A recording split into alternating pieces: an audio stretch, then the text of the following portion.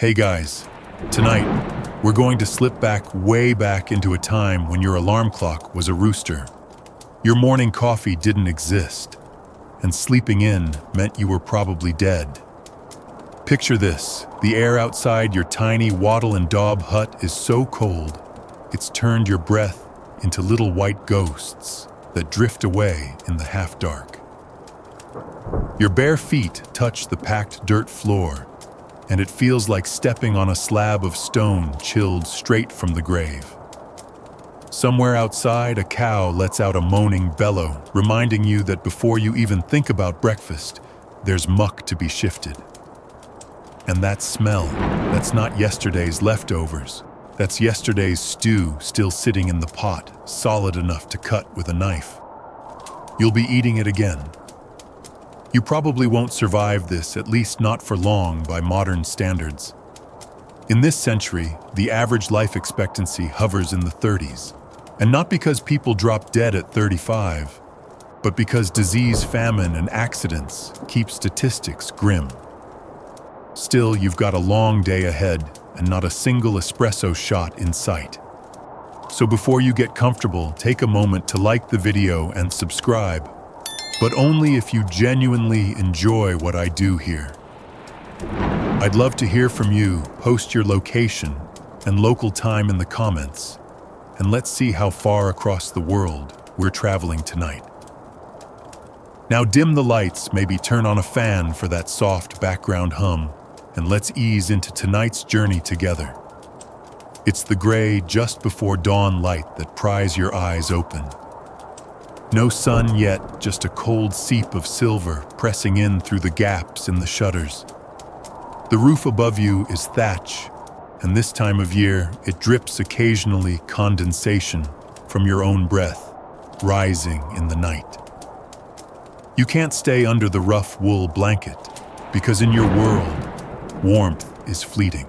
You swing your legs down into the cold, your toes brushing straw scattered to soften the packed earth. This straw isn't fresh, it's a mat of dust dirt and the occasional sharp stalk that jabs your foot. Your back twinges as you straighten. Maybe you're 25, but with the constant bending, lifting, and walking, you feel twice that. Historians still argue whether peasants in this period worked harder than industrial factory workers centuries later. But your spine votes yes. The first sound you hear outside is a crow's call, sharp and guttural.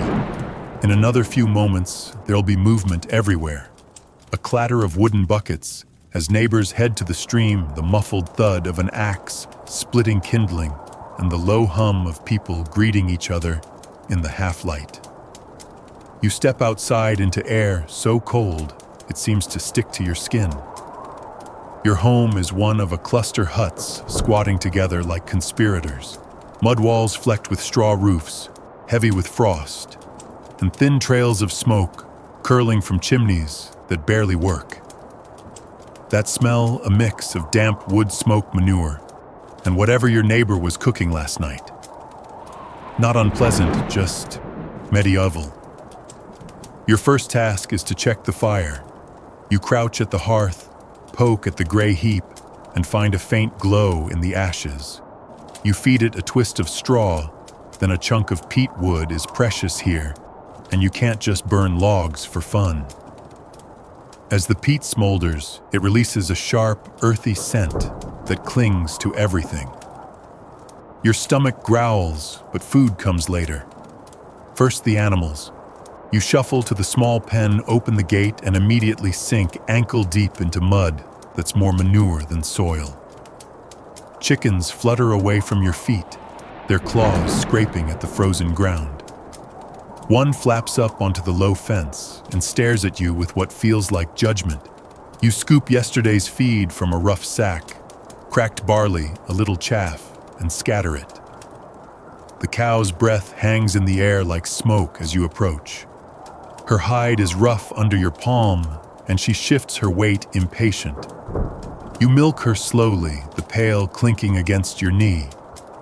Each pull sends a tiny cloud of steam rising from the froth. That's breakfast for later, milk for porridge if you're lucky, or just to drink before it turns. By the time the sun peeks over the horizon, your hands are red and stiff from the cold. You duck back inside, close the warped wooden door, and take a seat by the fire. Your wife, or in some cases your mother, hands you a hunk of yesterday's bread. It's dark, dense rye baked days ago, so hard you could use it as a hammer. You dip it into a bowl of warm milk to soften it, tearing off chunks with your teeth. This is your routine every day, but Sunday, and even then, it's not much different. There's no leisurely coffee, no scrolling through a phone before work. Just you, the cold, the animals, and the fields waiting. As you chew, you glance at the wall where your tools hang: a wooden rake, a crude hoe, and a scythe, with a blade you've sharpened so often it's worn thin. Each one feels heavier than it looks. The light grows stronger, and with it the sound of the village waking. Somewhere a baby wails, a dog barks. Someone curses as they drop a bucket into the stream. You take another bite of bread, push the last warmth of the fire into your bones, and know it's time to face the long day, because in your world, dawn isn't the beginning of the day. It's already halfway to exhaustion. Your stomach is still rumbling when you step outside again, the taste of that rye bread lingering, a kind of sour, earthy flavor that never quite leaves your mouth. Breakfast is over in minutes, and the truth is, it didn't feel much like a meal at all. You're already thinking about the next time you'll get to eat, which could be hours away. See, in this world, bread isn't just food, it's survival. And not the fluffy, warm bakery kind that smells like heaven. No, your bread is a dense, brick-like slab made mostly from rye or barley, because wheat is for people richer than you. Historians still argue whether medieval peasants got enough nutrition from their daily bread, but your jaw says no, you're chewing until your temples ache. If you're lucky, there's a scrap of cheese or a smear of animal fat to go with it. But this morning, luck isn't in your hut. It's just bread dipped in yesterday's milk, eaten while standing because there's work to do. And here's the kicker: you'll be eating this again at midday, and again at night. There's no variety, not unless you live near a market town and have the coins, which you don't. So bread it is. Bread, maybe some cabbage, maybe beans, but mostly bread. That's why people here have a saying that's basically, bread is life. They're not exaggerating. As you chew, you notice the grit. That's not seasoning, it's from the millstones used to grind the grain. Over time, that grit wears down your teeth. You'll see old villagers with stubs for molars, not because they never brushed, but because decades of chewing this stuff ground their teeth away. You're halfway there yourself. A younger neighbor passes by with a basket of loaves under his arm. He's heading to the Lord's manor. Part of his rent is paid in bread. You wave, but your hand is heavy. You know he's not bringing the good stuff up there. The finest loaves are reserved for the noble's table, made from milled wheat flour, soft and light. You've never even tasted it. You tear another bite, your jaw working like a slow machine. In the background, your children are already clamoring for their share. The smallest one is still too young to chew well, so the bread will be softened in milk until it's a mushy paste. And here's a quirky tidbit. Sometimes bread isn't even eaten, it's used as a plate. In richer homes, they'll pile stew or meat onto a thick slice called a trencher. The bread soaks up the juices, and if you're a servant, you might get to eat it later. In your case, though, the bread is the main event. No trencher, no feast, just bread in your hand, crumbly at the edges, dry in your throat.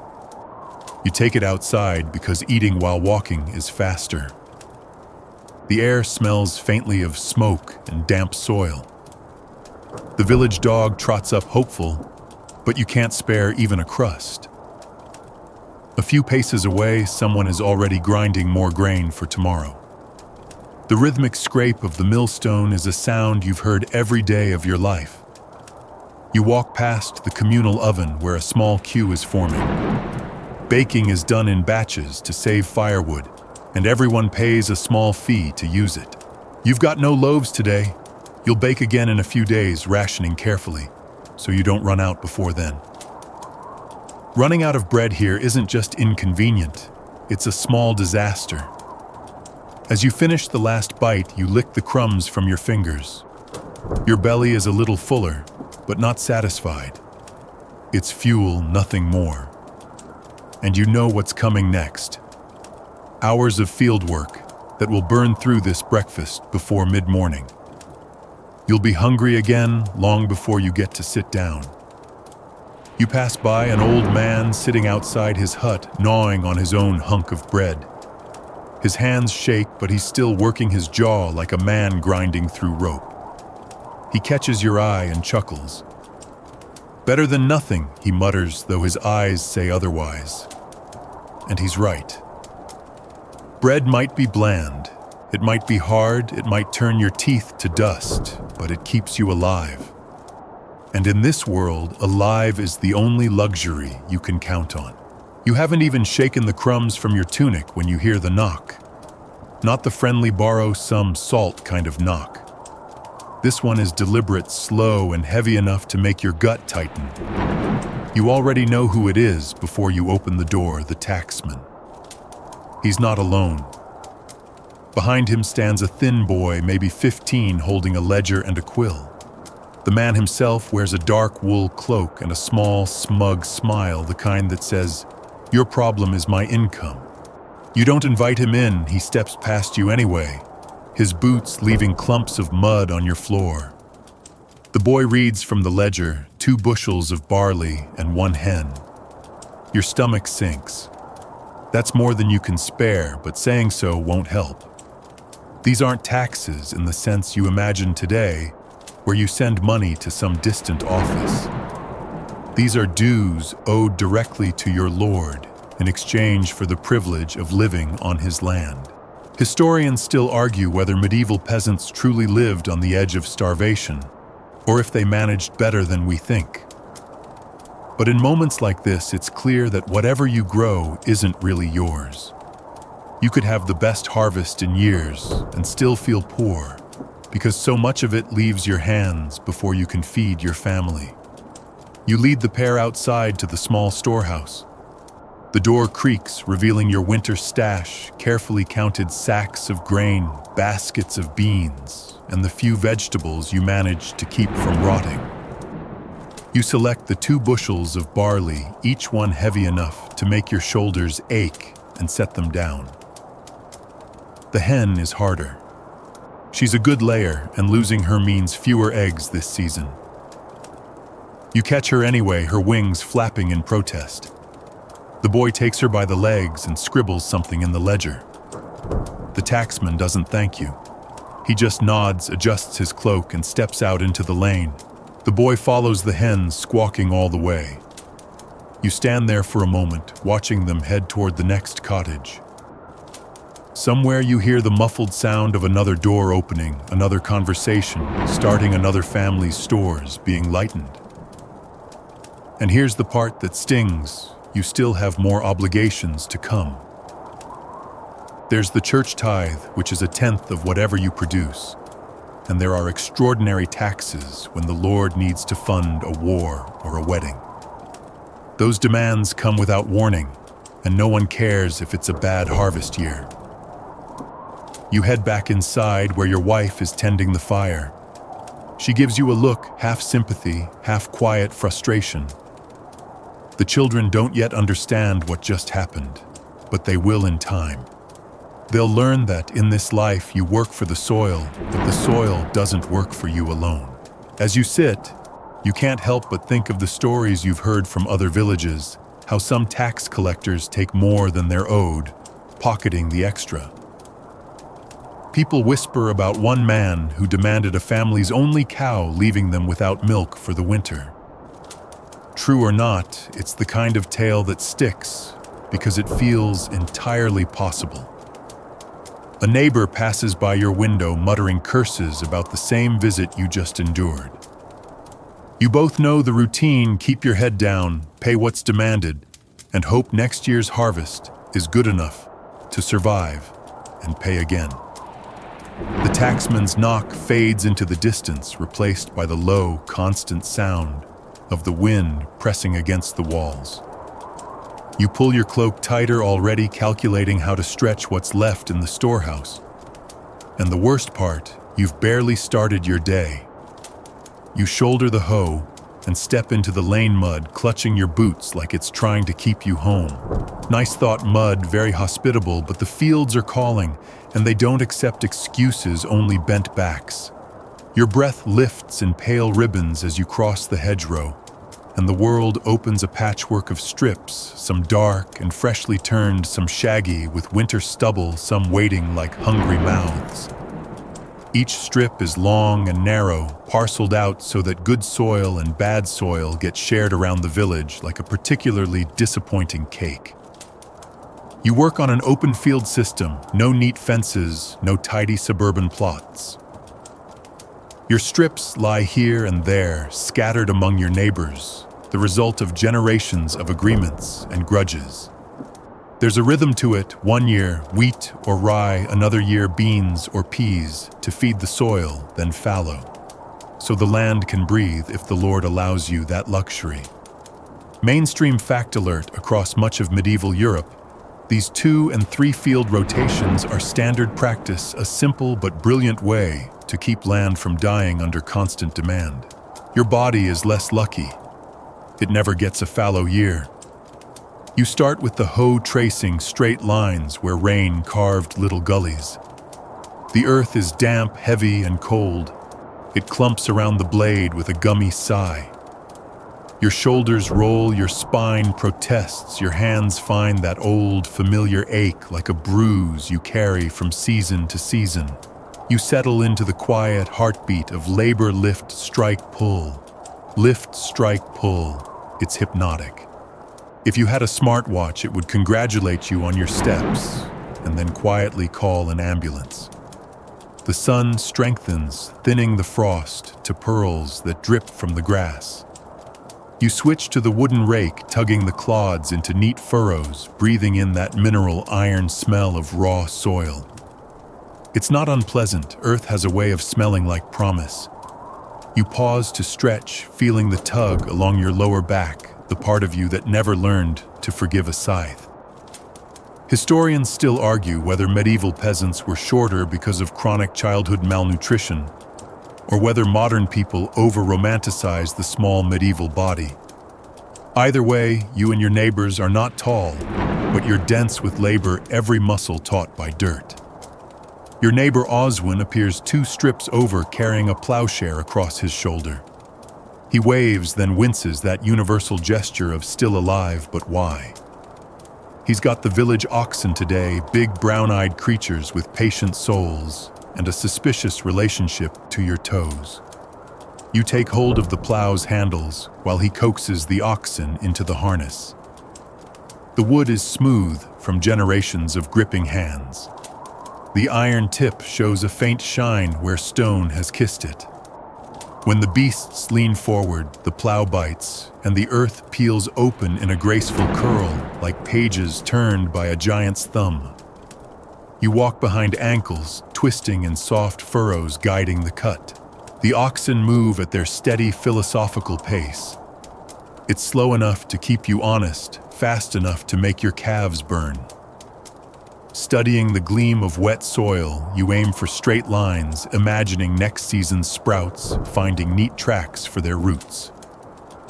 On a good day, this is almost one you can forget. The taxman, forget the cracked bread, and pretend the field is yours alone to coax and command. There's a fringe tidbit tucked in your pocket with the dried toad. Remember him, some folks swear, by burying a witchstone, a smooth-holed pebble at the corner of a strip, to keep pests and blight away. You don't know if stones scare mice, but hope is free, and free is rare. Oswin prefers a whispered charm when turning the first slice, a mumbled string of words his grandmother taught him. He claims it makes the plow pull lighter. You nod along. Anything that flatters the oxen is fine by you. By mid-morning, your belly sends up a reminder that bread, however dominant, does not perform miracles. You pull out a heel from your pouch, hard as ever, and worry it apart with your teeth. You chase it with a swallow of small ale from a leather flask. The drink is weak and slightly sour, safer than water, and kinder than nothing. You share a sip with Oswin. He jokes that if the ale were any weaker, it would apologize for existing. You chuckle because yes, and also because laughing is a way to stretch the lungs without bending something else.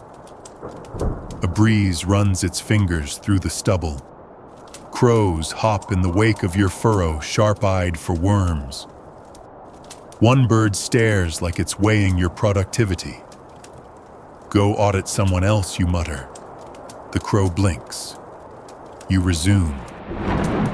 Sometime around the hour when the shadow of the field hedge grows nubbly and short, you switch tasks again. Now it's the scythe's turn. You ease the blade from its leather sheath and test the edge with a thumb. Sharp, but not too sharp.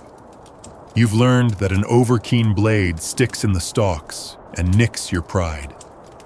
You adjust the snath, the curved wooden handle, to fit your height, then step into the dry grass, feet apart, knees soft.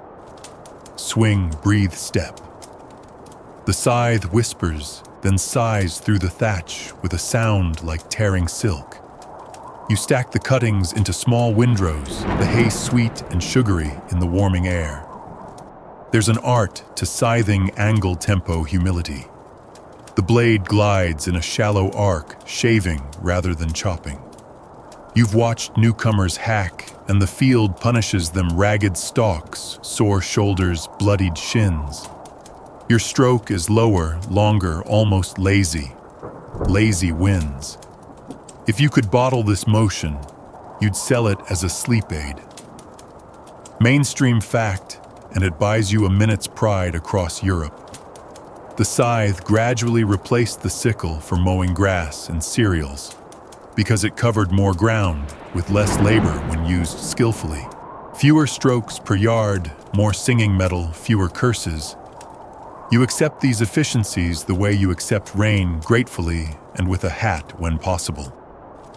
The heat builds. You shrug off your cloak and hang it on a hedge peg. Your shirt sticks between shoulder blades. Grit collects at your collar like a ring of sand after a long swim. Sweat tracks the dust on your forearms into little rivers. A bee cruises past your ear as if to say, "Nice flowers you've decapitated." You take a swallow of ale and let it sit for a second on your tongue, cool as a shaded stone. At the far end of the strip, a stump lurks under grass, the sort of thing that makes a blade ping and a peasant swear.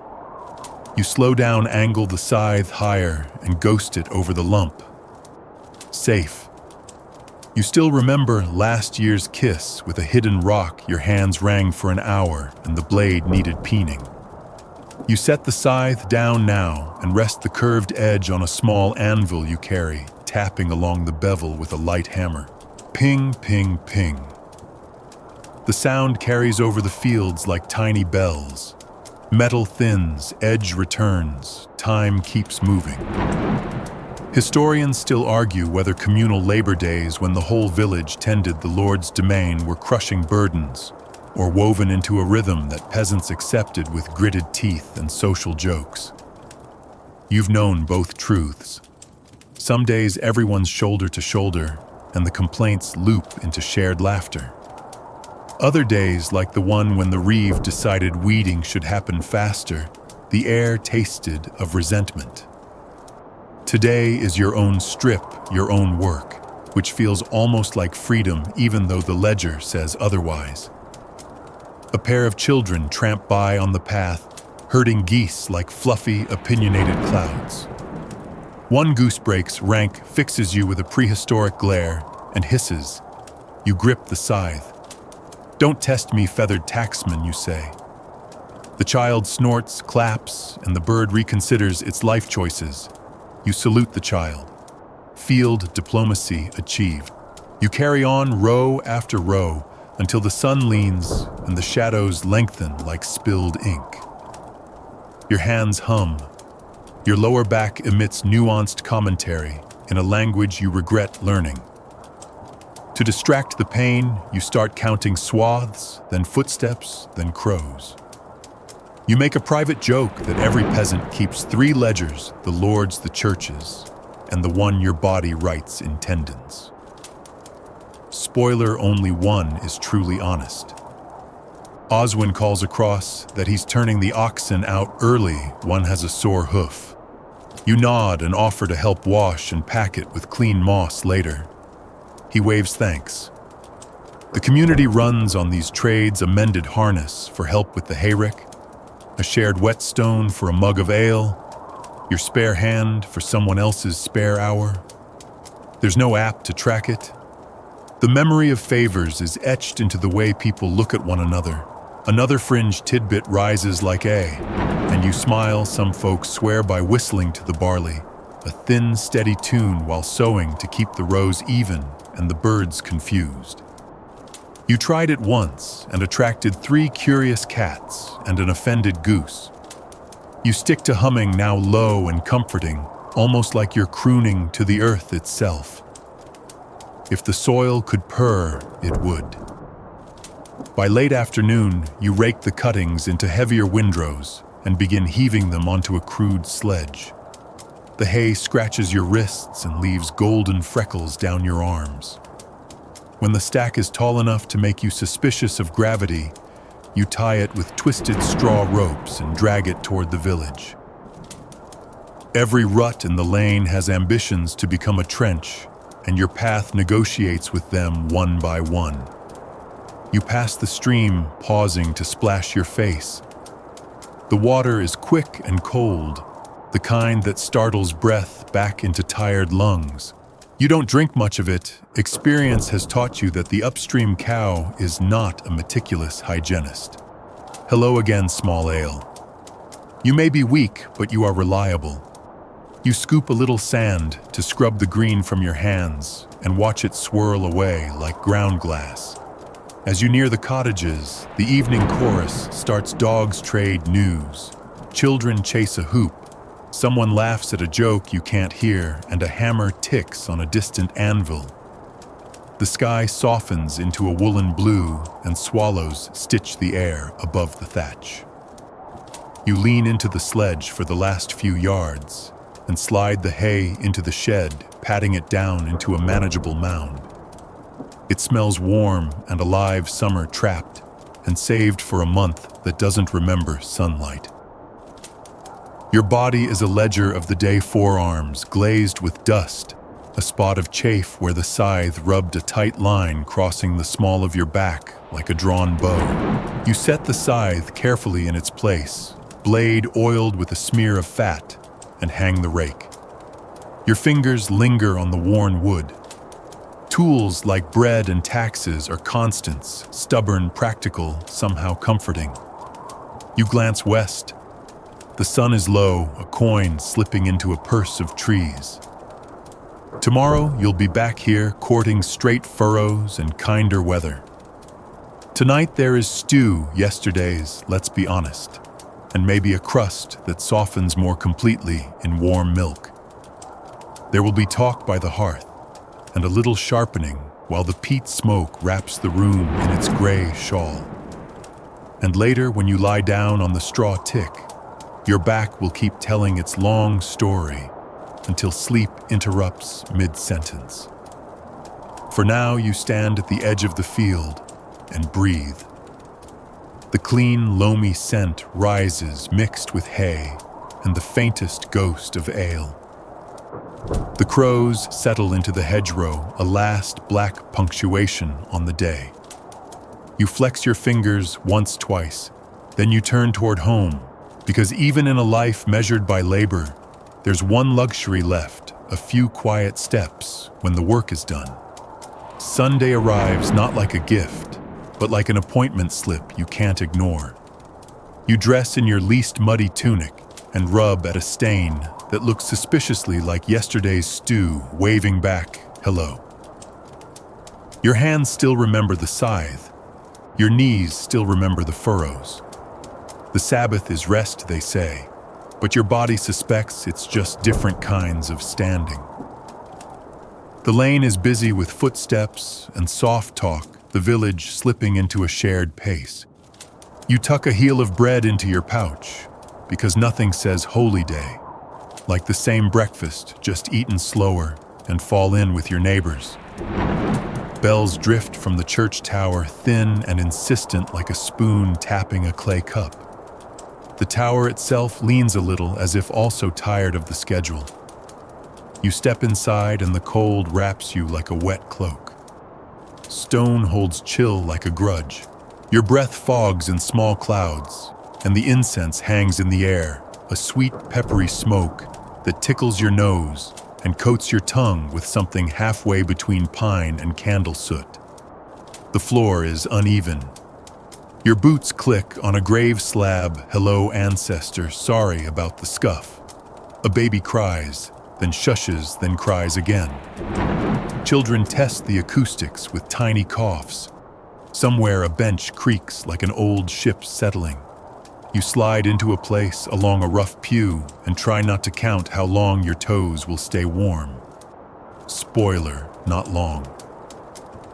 The priest lifts his hands, and the first chant rises a low tide that rolls up the nave and breaks under the rafters. It's beautiful in a way that makes the hairs on your neck stand up and complain about the draft. Mainstream historical fact, for most villagers like you, the church is the only building with stone glass and images, a weekly immersion in color and sound that your wattle and daub life can't provide.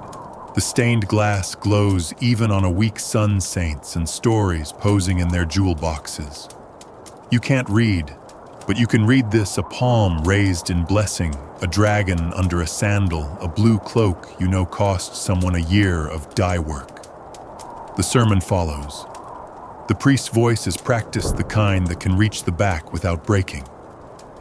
Today he warns against envy, sloth, and briefly goose theft.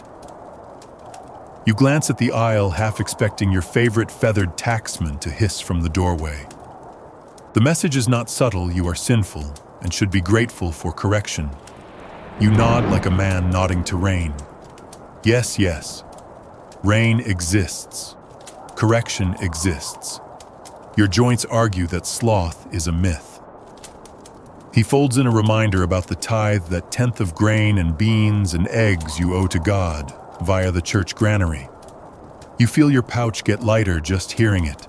Historians still argue whether tithes were crushing weights or community insurance food redistributed to the poor, the sick, the traveling. You've seen both: a widow saved by the tithe chest and a tough winter when the chest looked strangely thin while the priest's new cope glinted a little too gold. You say your amen anyway, because faith and consequence are both real in this room. Knees bend, legs straighten, knees bend again. The service is a choreography your body knows better than a dance at festival. You try not to think about the blisters waking up along your heels. You shift your weight, and there it is, the pinched yelp of a splinter working its way deeper into your sock.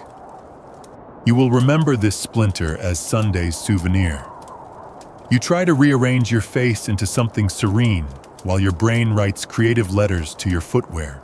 During the prayers for plague victims, your eyes slide to the north wall, where a painting shows a skeleton leading a circle of dancers, young, old, rich, poor. It's oddly cheerful. The danse macabre, the priest once called it, a reminder that death is a social climber with an open guest list. You swallow. The neighbor's shuttered cottage flashes across your mind, buboes coughing, candle stubs burning low. The incense suddenly tastes of memory. A quirky tidbit rides in on the next hymn. Some folks swear that touching the nave pillar with your forehead during the final prayer wards off headaches all week. The pillar is cool and faintly gritty under your skin, and maybe what it wards off most is your focus on the sermon. Your headache pauses to take notes on stone texture. You do it anyway quietly because hope is again free. The little boy beside you copies the move, then bonks too hard, and announces the results to the whole parish. The sound joins a collective coughs, sneezes, whispered corrections, and a single dropped rosary that clatters like spilled coins. Communion takes time. People shuffle in a slow river, and you drift with them, noticing the drafts that sneak around the door like curious cats. The bread is different here, thin and delicate. You let it dissolve, thinking wryly that church hosts are the only kind of bread that don't fight back against your molars. The chalice touches your lips. The wine stings in a brisk little punctuation, and for a moment, the cold is a step farther away. You stand aside to let an elderly man pass. He leans heavy on his stick and whispers, warmer than the bench nodding at the altar rail. You both smile without opening your teeth. Efficient warmth conservation, sanctified edge.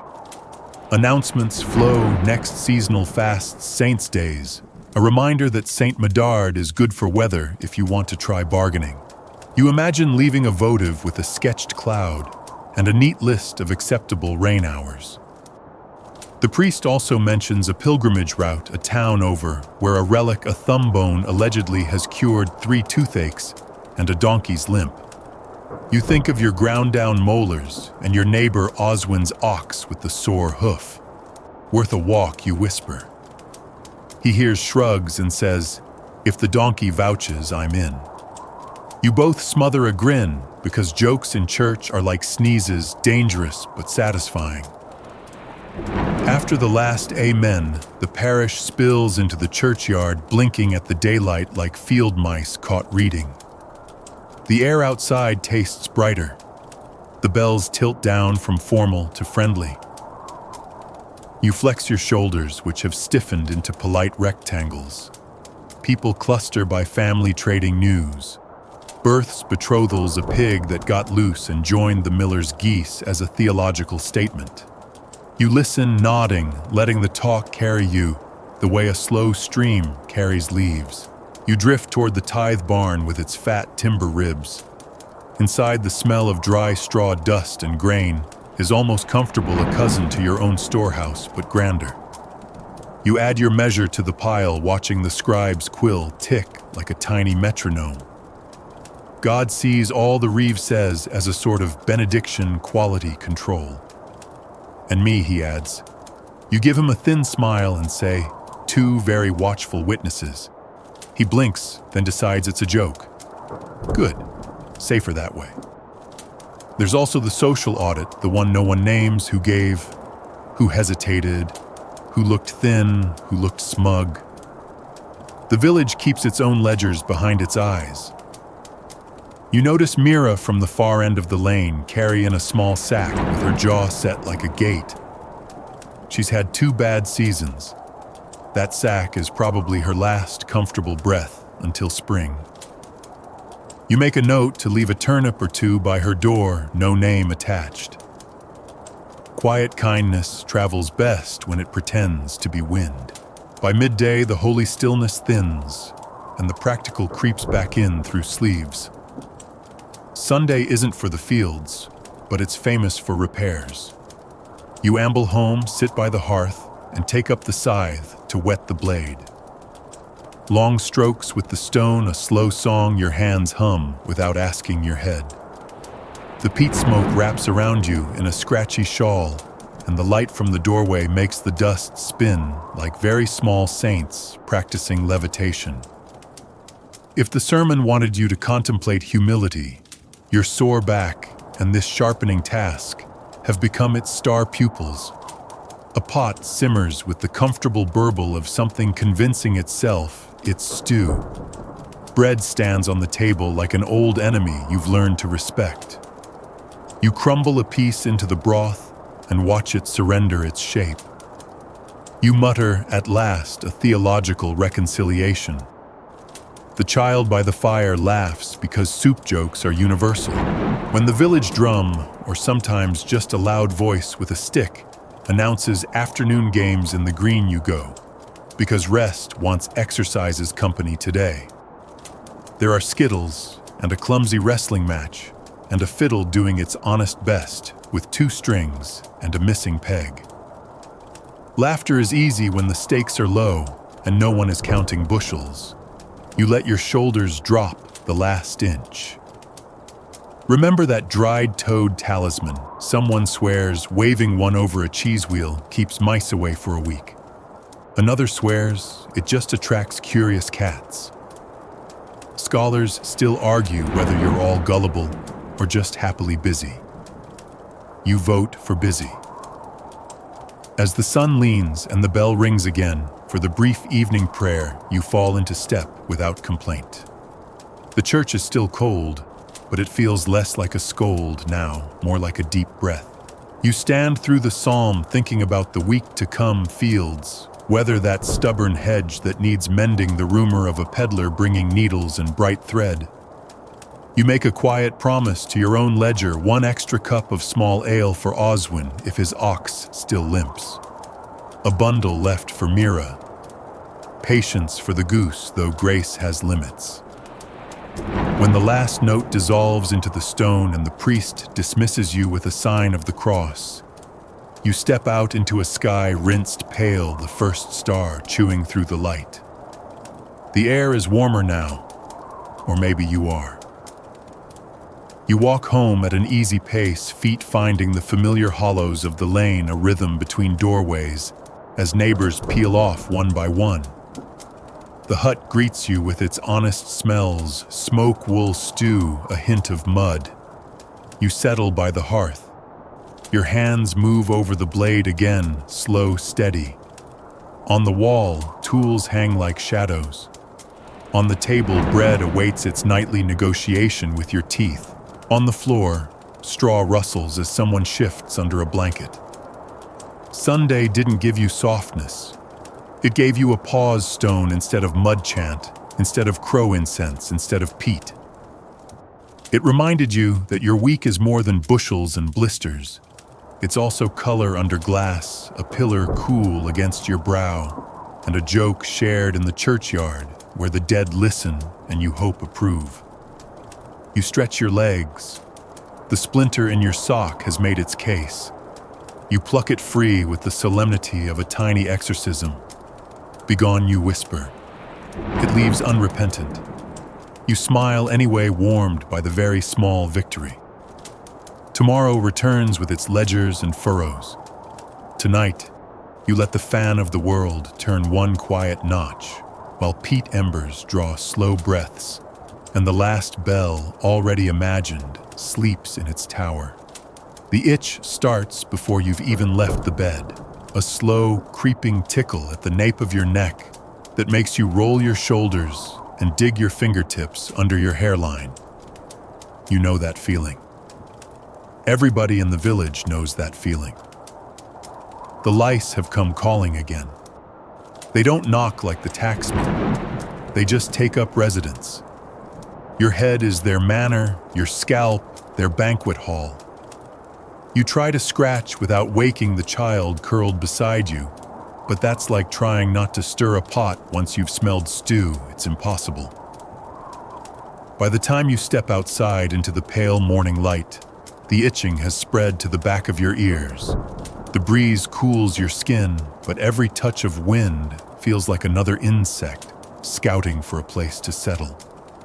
Historians still argue whether medieval peasants saw lice as a constant nuisance or simply part of daily life. In your case, it's both annoying enough to curse common enough that no one will pity you. At the communal well, a few women are already swapping combs through each other's hair. Not the fine plastic kind you're imagining, these are carved from bone or wood, the teeth set close to trap whatever wriggles. You've got one at home, a little chipped along the edge, It works well enough if you have patience, which you usually don't. Best to catch them before they hatch, an older woman says, snapping her comb through her daughter's hair with a speed born of practice. You wonder how many generations of that comb's history are embedded between its teeth. Probably more than a few. There's a fringe tidbit you heard once: some folks swear by rinsing their heads with a concoction of vinegar and crushed herbs to drive the lice out. Others dab goose fat along the hairline, claiming the pests can't grip through the grease. You tried that last one once. The smell was memorable, the result less so. Back home, your wife sits by the hearth holding the bone comb like a weapon. You stoop, resting your chin on your chest, and feel the tug as she begins to work through your hair. The teeth drag against your scalp, scratching in a way that is almost satisfying if you ignore the occasional pinch when she hits a knot. She keeps a small dish nearby to catch whatever the comb brings out. Better to burn them than toss them, everyone says. While she works, you pass the time with small talk, how the beans are sprouting, whether the weather will hold for market day, if the neighbor's goose has forgiven last week's incident. A few times she pauses to inspect a comb tooth with the intensity of a jeweler examining a gem. Then she flicks something into the dish and goes back in. The children watch, half amused, half impatient for their turn. Because yes, everyone gets their turn. It's a chain reaction. If one person in the hut has lice, everyone does. And you can't simply sleep elsewhere. This isn't a time of spare bedrooms. It's one room, one bed, one shared warmth. Privacy is as rare as a soft loaf of wheat bread. By midday, the combing is done. Your scalp feels lighter, your hair fluffier, but you know it's only a temporary victory. The lice will return. They always do. It's like chasing mice from the grain store. More will come. You scratch at a phantom itch just thinking about it. Out in the lane, you pass Oswin, who's smacking his cap against his thigh. Got the itch, you ask? He snorts. Never lost it. He says his wife swears a pouch of lavender under the pillow keeps them away, but he's certain it just makes them smell nicer. You walk on, resigned. In your world, pests aren't enemies to be defeated. They're neighbors you tolerate because the rent's the same for everyone, constant, uncomfortable, and inescapable. And tonight, when you lie down on the straw mattress, you'll feel it again, that tiny movement just behind the ear. You'll scratch, sigh, and remind yourself that even in the grand halls of kings, someone is probably doing the same. The first spring rain doesn't come as a gentle mist or some poetic drizzle. It comes as a sideways soaking wall of water that turns every lane into a slurry of brown soup. You step out of the hut with a bucket and immediately sink ankle deep into mud so soft it slurps at your boots like it's trying to keep them. Welcome to mud season. The season that never asks for permission, never sends a polite note ahead, and never leaves when you want it to. Every path in the village is now a treacherous guessing game. Step there, and you might find solid ground. Or you might be fishing your foot out like a turnip from stew. Historians still argue whether medieval peasants saw these weeks as a minor inconvenience or a genuine halt to village life. But as you squelch toward the well, feeling cold water seep into your socks, you vote for the second. In this weather, carts bog down, animals struggle to move, and anything resembling dry becomes a distant dream. The mud is not just dirt and water. It's also straw manure, rotting leaves, and whatever the geese decided to contribute on their morning walk. It clings to everything: boots, skirts, the bottoms of cloaks. The smell is earthy with an undertone you try not to identify. And when it dries, it forms a crust that cracks and flakes into the house. So you carry a little of the season with you everywhere. At the well, a queue has already formed. Everyone's trying to fetch water before the lane gets worse. You nod to Mira, who's balancing 2 buckets and a baby on her hip. Nearly lost a shoe by the bakery corner, she says. You grin. You mean the bakery pond. A fringe tidbit you once heard from an old plowman comes to mind. Some folks swear by walking barefoot during mud season, less chance of losing your shoes, and the mud supposedly pulls the sickness from your feet. You tried it 1 year. The only thing it pulled was your dignity when you stepped on a hidden stick. By midday, your animals are as miserable as you. The cow stands in her pen, flicking her tail in irritation as the muck creeps higher. You haul in fresh straw to make a dry patch, though it will last about an hour. The chickens are worse. They wade through the mud like angry aristocrats, muttering in their own sharp language. You find yourself muttering back. Even inside, the battle continues.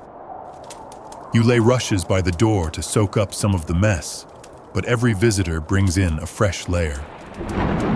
Your wife sighs as she sweeps the bristles of the broom, already heavy and wet. The hearth smokes more than usual because the damp air makes the fire sulk. You sit down to mend a strap and watch the droplets race each other down the warped glass of the tiny window. Oswin drops by, shaking water from his hood. He's grinning, though it's the grin of a man who's spotted opportunity. You know the lane by the mill, he asks. 3 feet deep in places. Caught a goose swimming. You both laugh because in mud season humor is as necessary as bread. The worst part is that you can't avoid it. Fields still need tending animals, still need care. The world doesn't pause just because the ground has turned into porridge. You simply wade through it day after day until the sun decides you've suffered enough to deserve a bit of dry ground. When the rain finally stops and the first patches of earth begin to show again, you'll be grateful until you realize what comes next. The mud will dry into ruts and ridges that twist your ankle if you're not careful. And you'll look back on these sodden weeks and think with grim humor, at least the ground was soft when I fell. The cold this morning has teeth. You wake to see your breath hanging in the air, a pale cloud that drifts toward the rafters where frost clings like lace. The fire has gone out during the night, and you know before you move that your toes will be blocks of ice inside the blanket. Winter is here, and with it comes the kind of hunger that moves in quietly, then settles like an uninvited guest who plans to stay until spring. The storehouse has been whispering bad news for weeks now, sacks of grain that look fuller in your memory than they do in front of you, rows of jars with more empty space than contents. You stir the pot hanging over the rekindled fire. The broth inside is thin enough to see the bottom flavored with a scrap of bacon fat from a week ago and whatever dried greens you could find. You ladle it into wooden bowls. Everyone eats slowly, as if stretching time will stretch the meal. Historians still argue whether medieval winters always brought famine, or if only the worst years became stories. For you, this is one of the not yet famine, but close enough to smell it winters. The fear isn't a sudden shortage. It's the slow erosion of supplies, each meal a reminder that the next one will be smaller. You ration everything. The heel of bread from yesterday is cut into equal pieces. The children get theirs dipped in broth to soften it. You chew yours dry so they can have more liquid. You sip your portion slowly, the warmth filling your mouth, but not your stomach. Outdoors, the village is quiet. The fields are bare, the lanes frozen into ridged tracks that scrape underfoot. The animals huddle together for warmth. You spread straw in the cow's pen and pat her flank, feeling the ribs under her winter coat. She blinks at you with patient eyes. The chickens give a half-hearted cluck when you scatter the last of the grain you can spare for today. A fringe tidbit you once heard from an older neighbor drifts through your mind. In some places, people would hang smoked fish or meat high in the rafters, not for storage, but to be a sort of hope marker. Seeing it there reminded them that not all was gone. You have no such trophy in your rafters, just the faint smell of old onions and the curl of dried herbs. By midday, you feel the cold in your bones. The weak sun does little, but you keep moving, chopping kindling, patching the roof where a tile slipped. Motion keeps the chill from settling too deep. When you pass Oswin's place, he waves you in for a drink of small ale. It's lukewarm, but it's also a reminder that even in winter, sharing is part of survival. You leave him a small wedge of cheese from your pouch cheese you might have stretched for another 2 days, because he's got an extra mouth to feed since his sister's family arrived. As night comes early, the light fading like someone's closing a lid, you gather by the hearth with your family. The fire is small. The woodpile is smaller. You pull the blanket over your shoulders and watch the shadows on the wall. You know there are harder winters than this. The old folks talk about years when snow fell in October and didn't melt until May, when entire villages starved or fled.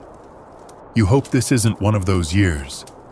But as the wind howls around the hut and the broth cools in your bowl, you can't help but feel the quiet pressure of hunger in your belly, a reminder that in this world, winter is not just a season, it's a test. The first sign is the shuttered door. No smoke curling from the chimney, no sound of feet on the packed earth outside, no clatter of pails at the well. You pass the neighbor's cottage and feel that prickle, the one that warns you something is wrong before anyone says it aloud. By the end of the lane, you hear the whispers. "It came quick," someone murmurs. 2 days from cough to coffin. The word you've been trying not to think hovers in the air like the smell of smoke plague. Historians still argue whether outbreaks in villages like yours were constant low-level threats or sudden devastating waves. You only know that when it comes, it changes the air. Every cough sounds sharper, every ache in your joints makes you wonder. You shift your scarf higher over your face, not because you think it will help much, but because doing nothing feels worse. You hear that the family next door was well on market day, then pale and shivering the morning after.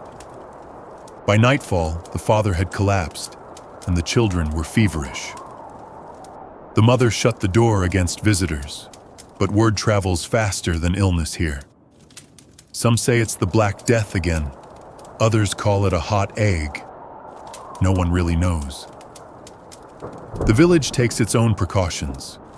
Buckets of vinegar water appear outside doorways.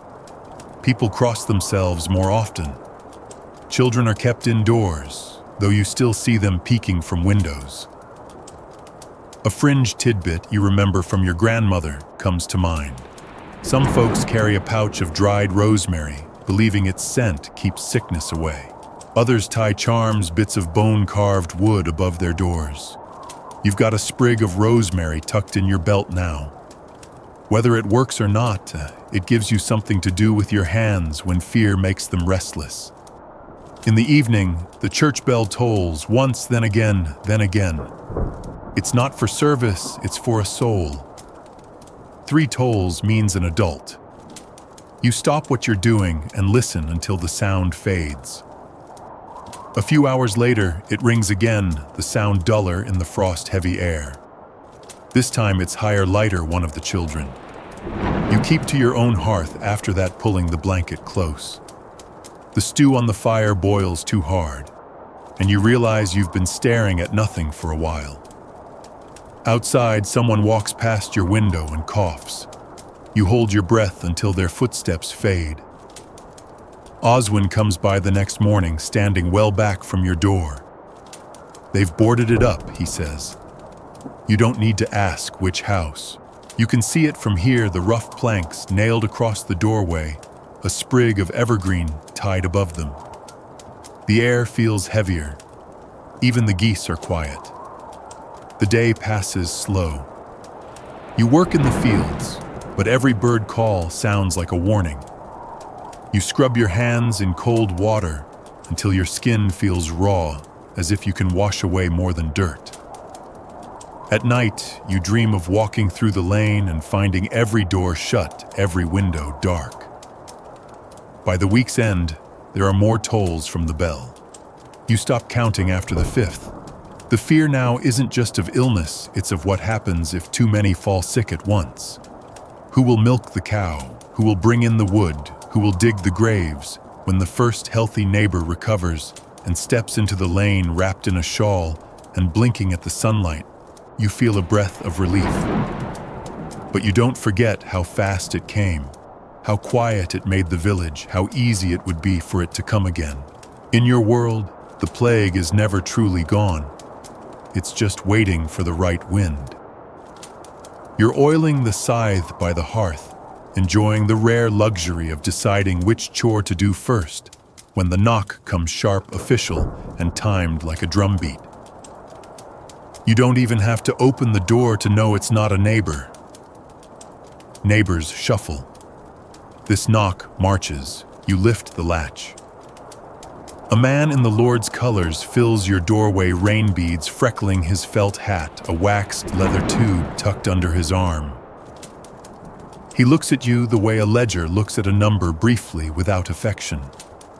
By order of his lordship, he recites, unrolling a parchment that crackles like dry bark. You are required to present yourself and one able body from your household for corvée service, 2 days in attendance upon a hunting progress. He pauses, then adds, dogs to be quartered in the tithe barn. Your eyebrows climb. The dogs get indoor lodging. You will get weather. He hands you a small wooden tally, 2 notches carved on one edge, and waits just long enough to enjoy the exact moment your face moves from maybe I misheard to it's that kind of day. Then he tips his hat to your stew, which is pretending to be soup again, and marches off to deliver the same cheer to Oswin and everyone else. You turn the tally in your fingers. 2 days. Which means the work you planned, patching the hedge break, resetting 3 slip thatch bundles, and bribing the geese into truce will wait, while you spend sunup to sundown running errands, for men who hunt for sport what you hunt for dinner. Historians still argue whether compulsory labor obligations like this felt like robbery, or simply the cost of living on a powerful man's land. Your back, which pays most bills, votes for robbery with good penmanship. You break the news to the household. The child groans. Your wife presses her lips into that line that says, "We will do this and survive it like everything else." You choose to count that look among your village's great architectural features. Stone church, timber, tithe barn, your wife's patience. Morning fog rolls down from the low hills like spilled milk. You join the procession on the lane, men with rakes for beating brush boys, with slings for startling rabbits. Women with baskets. The parchment doesn't say women, but hunger does a cart with rough boards to serve as makeshift tables. The Lord Steward ticks your tally with a knife-point snick and waves you on. The dogs arrive like a storm of noses, tangling leashes, eyes bright with a religion you don't share. One sniffs your pocket where the last of that dried rosemary rides. He sneezes violently, then seems to forgive you. The hunting ground is an uneven quilt of coppice and open scrub dew flashing on each blade of grass like the world put on jewelry for the rich. You're assigned to a beating line, brush in hand, spaced out with a dozen others. The rule is simple: walk straight, make noise, drive deer and boar ahead toward where the Lord and his favored men wait with bows and spears. The rule is not actually simple. Your straight line negotiates roots, rabbit holes, and every bush with an opinion about your shins. Up, the underkeeper calls softly, which is a funny way to ask thorns to surrender. You thwack the brush, clack your stick against a sapling, and try not to imagine yourself as a very obedient deer. On your left, Oswin clears his throat and begins whistling that barley-keeping tune he swore off after it attracted cats. Today, it attracts dogs. 3 hounds swivel sniff and try to recruit him to their union. A huntsman hisses the dog's sulk. Oswin raises his hands like a saint of misunderstood whistling. You keep moving. Mainstream historical fact to ground this circus: in many regions, lords held exclusive hunting rights on forests and certain game with strict forest laws that could punish commoners for poaching as harshly as for theft. You know the stories: men losing a hand for a snared rabbit, a boy whipped bloody for pocketing a pheasant egg. Meanwhile, your job today is to help the same laws succeed, which is a special flavor of irony best consumed without chewing. You reach a thicket that looks harmless from the outside and reveals itself inside to be a cathedral of thorns. You angle your brush low and push. Something small and furious squirts out under your feet hair or miracle and streaks away, towing the attention of 2 dogs who get tangled with each other, then with a shrub, then with an opinion about shrubs. The underkeeper makes a sound like a boiled kettle and unties the knot of canine logic with practiced hands. A horn sounds ahead, bright as metal in cold air. Stand, someone calls, and your line freezes. The Lord appears between 2 oaks with an ease that says he enjoys entering scenes from oaks. His cloak is a green so expensive it must be seen to be believed his boots lacquered with yesterday's mud arranged tastefully. Beside him, the falconer wears leather gauntlets that look like the handshake of a bear. On his fist, a hooded peregrine still as judgment.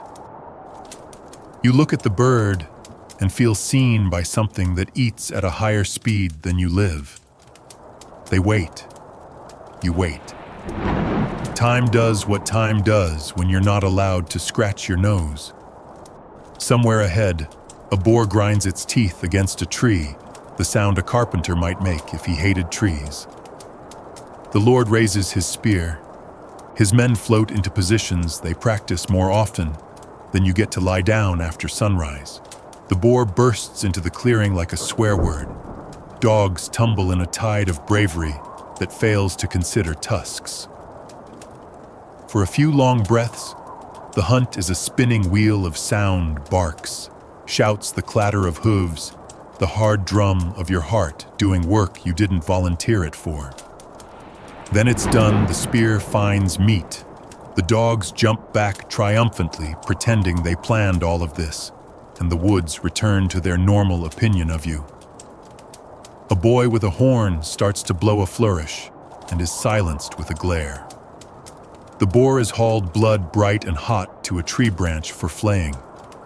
You step forward with others to hold legs, to secure ropes, to do the unglorious labor that makes glory possible.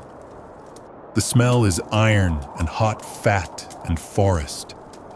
You stare not at the wound, but at the rope, because the rope doesn't become a memory in winter dreams. You've seen slaughter before. You'll see it again. You prefer it when it ends in stew. Drink, the underkeeper says, afterward tossing a skin that thumps against your chest. The ale inside is stronger than the village kind, and it puts a low fire in your stomach that feels like relief with opinions. You hand it to Oswin. He swallows sighs and mutters, "Better than Sunday's sermon, worse than Myra's gossip."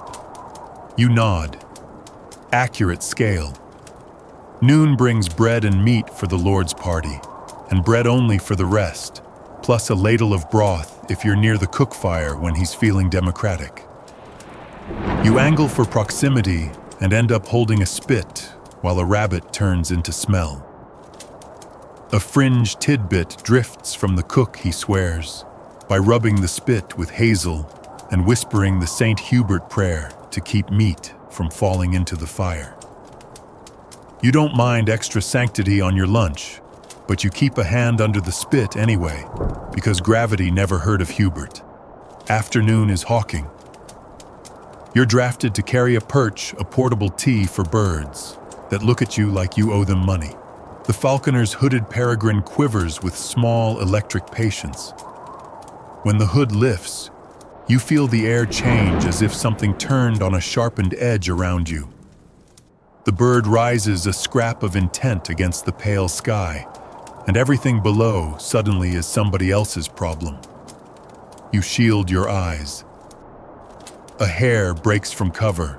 The falcon stoops a clean, terrifying line, and in 2 breaths the world has 1 less hare, and the Lord has 1 more story to shorten around the truth of his assistance. Historians still argue whether these hunting progressions served more as exercise or theater, an aristocratic pageant of control, with forests as stage animals, as props, and people like you as moving scenery. Watching the Lord accept congratulations for a kill that required your legs, your brush your straight line through thorns, you lean toward theater with a subplot of blisters. By dusk, the tally in your pocket has 1 notch left to pay. The steward dismisses you with the casual tyranny of a man who never wonders what's for supper. Supper is for him. You trudge home alongside Oswin, who carries a rabbit skin he did not steal because it was forgotten near his feet. He looks at you, you look at him, and the law has a small blind spot shaped like mercy. The skin will patch a glove. The meat, well, officially, there was no meat. At your door, the hut smells of peat smoke and onion and something hopeful you know better than to name aloud. Your wife raises an eyebrow at the mud on your shins. "Hunting, was it?" she says deadpan. You grin and pour the last of the steward's ale into a cup, the way a man pours his dignity carefully. You tell her about the dogs, the boar, the falcon's short sermon on physics, how the Lord thanked the trees and forgot the beaters. She shakes her head and sets a bowl in your hands. Before you sleep, you take the tally out and turn it over, feeling the carved notches. Tomorrow you'll go again, march another straight line, make another story someone else will tell, as if the hawk did it alone. You tuck the tally under a jug near the hearth. If the children ask why you look so tired, you'll say, because the forest put on a play, and I had a speaking role. My line was up, and also, ow. You lie down on the straw tick body, buzzing with that particular ache you get from doing work that isn't yours, but claims your muscles anyway. In the quiet, you remember the boar's breath, hot and rank, the falcon's eyes colder than the creek, the underkeeper's small kindness in passing the skin your way. You smile into the dark. Not all lords wear green cloaks. Some wear mud and worry and live 2 doors down. 1 more notch tomorrow. Then back to hedges and thatch and geese diplomacy. Back to work you chose inside a life you didn't, inside a world that keeps asking for help and sometimes remembers to say thank you. Marriage in your world isn't a flutter of lace and candlelight. It's an arrangement. A contract stitched together by necessity, sometimes by desperation, occasionally by a faint spark of fondness that you pray will grow into something sturdier. In your case, it came on a wet March morning when your father informed you, between mouthfuls of porridge, that you were to wed before the year's end. There was no will you in the conversation, only you will. She was from the next village, over, daughter of a man who owned 2 decent oxen and a share in a watermill. You met her at the midsummer market, both of you doing that cautious dance between politeness and calculation. She asked what your family grew. You asked about her bread. And that was the beginning. Historians still argue whether medieval peasants viewed marriage as a personal choice or purely a matter of family economics. You know the truth is somewhere in between. Sometimes there's luck and affection. Sometimes there's just the shared knowledge that 2 people can keep each other alive better than one. Your wedding day was brisk, partly from the priest's desire to get through the queue of couples, partly from the north wind blowing in under the church door. You stood before the altar, hands clasped with half the village watching, not because they loved romance, but because weddings meant feasting. The priest mumbled the Latin you both said "I do" in the local tongue, and just like that, you were husband and wife. The feast that followed was as generous as your families could manage. Roasted chicken trenchers of rye bread, a vat of pottage thick with barley and onions. There was music, a fiddle missing its E string, and dancing in the mud outside the tavern. For a brief few hours, it felt festive, almost light. But when the last jug of ale was drained and the guests stumbled home, you were left with the reality this was your partner for life. The other half of your household's labor. The person you'd share everything with, space, food, sickness, debt. Your new home was the same hut you grew up in, only now you shared the straw mattress with someone else. And here's where romance steps aside for practicality. That mattress is barely long enough for two, and the straw is prickly, no matter how often you change it. Winter nights, you huddle for warmth. Summer nights, you stick to each other with sweat. Privacy doesn't exist. Your in-laws sleep on the other side of the room, and any argument is public by default. The first months were a tangle of learning each other's habits. She salted her porridge more than you liked. You sharpened tools in the evening when she preferred the fire clear for cooking. Once she scolded you for leaving muddy boots by the door instead of outside, and you sulked for half a day until she shoved a slice of cheese at you and said, "Eat, you mule." That was your first quarrel and reconciliation, and it set the tone: short tempers, quick recoveries. There's a fringe tidbit you heard from an old aunt in some villages. Couples were locked together in the house for 3 days after the wedding supplied only with bread, cheese, and ale. The idea was to encourage closeness. You can't imagine the smell after 3 days of that, but perhaps it did the job. You and your wife didn't get such a ritual. Your version was being sent to weed the bean field together, the morning after which is its own kind of intimacy. You worked side by side in the fields, she with a hoe, you with a rake. Her hands toughened, your shoulders broadened. You learned to read her moods in the way she tied her headscarf tight when she was crossed loose, when she was relaxed. She learned that your silences meant thinking, not anger. Slowly the awkwardness faded, replaced by a rhythm. Children came quickly, 2 and 3 years. The hut grew noisier, messier, warmer in winter, hotter in summer. You took turns walking the floor with a crying baby, while the other snatched a few hours of sleep. She mended your tunic in the firelight. You patched her shoes with scrap leather. And yet marriage here isn't just the two of you. It's also the web of families that connect through it. Her brothers sometimes borrow your tools and return them dull. Your mother still thinks she should be the one deciding when the barley is planted. There's always some small friction between in-laws, but in a village this size, you learn to smooth the rough edges or live with the splinters. Mainstream historical fact in many medieval communities, marriages were as much about merging workforces as they were about companionship.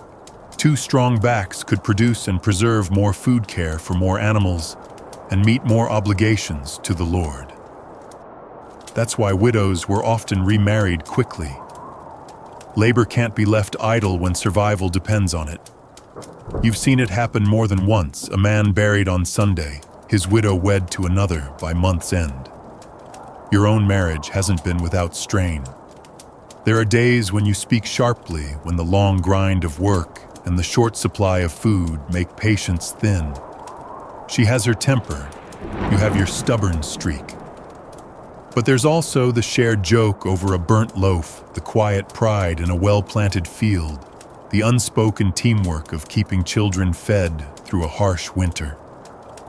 One summer evening, you remember you both sat outside after the children were asleep, watching the sun dip behind the hedgerow. She leaned her head on your shoulder and said nothing for a long time. That silence felt full, like bread just before it rises. In that moment, you realized you didn't need great romance, you had partnership, and that was enough. Still, the practicalities never leave. The bed is straw, the meals are modest. Love, if it's there, is not declared in flowers or poems, but in the way she saves you the crust with the most cheese, or the way you fetch water when it's her turn. In this life, affection is measured in chores shared without complaint. A quirky custom from the next valley comes to mind on certain feast days. Husbands and wives switch tasks for the morning. The men do the baking. The women handle the plowing. It's meant to be humorous, but also a reminder that each role is labor and none of it easy.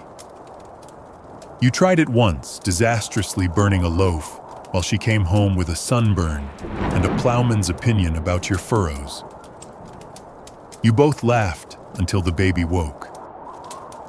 Marriage here isn't about escaping hardship.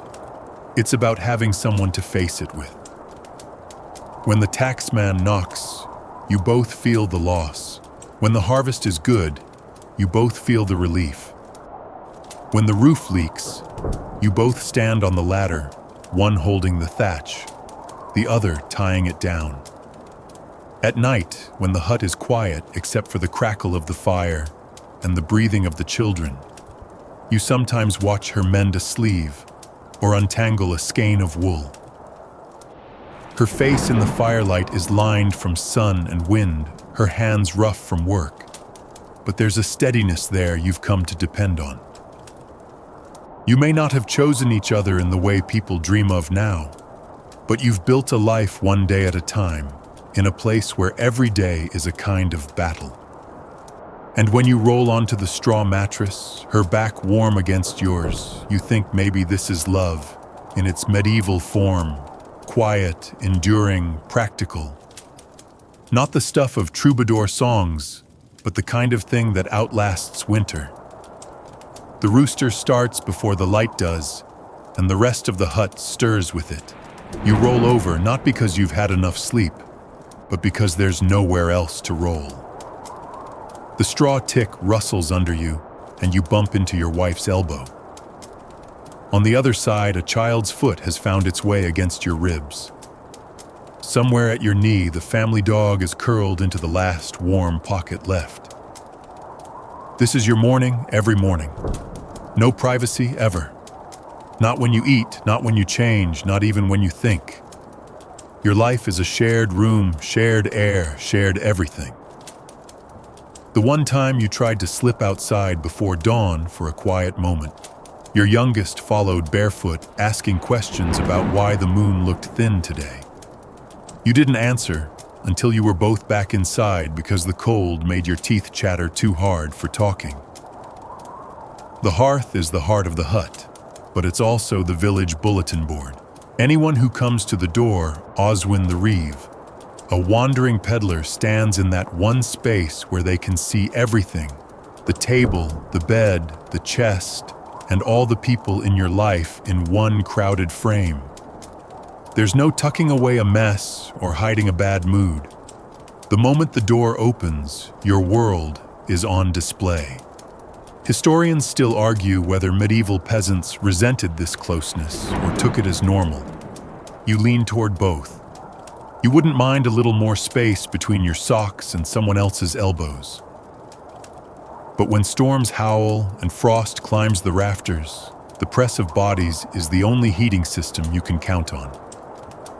In one corner, the chickens cluck softly, scratching at the rushes on the floor. Their pen is nothing more than a woven hurdle to keep them from wandering across your bed at night. They are part of the family economy and part of the family smell. The cow is too large for the hut, but her shed is just a thin wall away. On cold nights, you can hear her chewing in the dark. That steady rhythm is oddly comforting, a reminder that something in your life keeps working through the hours without complaint. Your wife moves past you to fetch water from the pitcher. Her skirt brushes your knees. You notice her braid has loosened, but there's no moment to say anything. She's already stooping to check the pot on the hearth. The children are awake now, one poking the fire, the other looking for the bread you swore you put on the shelf last night. You reach over them to grab your cloak, bumping shoulders in the process. Everyone says sorry, but no one really means it. It's just the soundtrack of moving in tight quarters. A fringe tidbit drifts back from something a traveling mason once told you. In towns, some families live in narrow houses stacked 2 or 3 floors high, with one ladder connecting them. He swore that privacy there was even worse. You could hear a neighbor sneeze through the wall. You can believe it.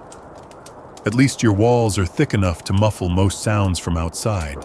But inside is a constant exchange of small collisions. Someone brushing past your arm, a knee knocking your chair, a hand reaching across you for a cup. You learn to read moods by these touches. A quick pat on the shoulder might mean thanks. A firm shove could mean move.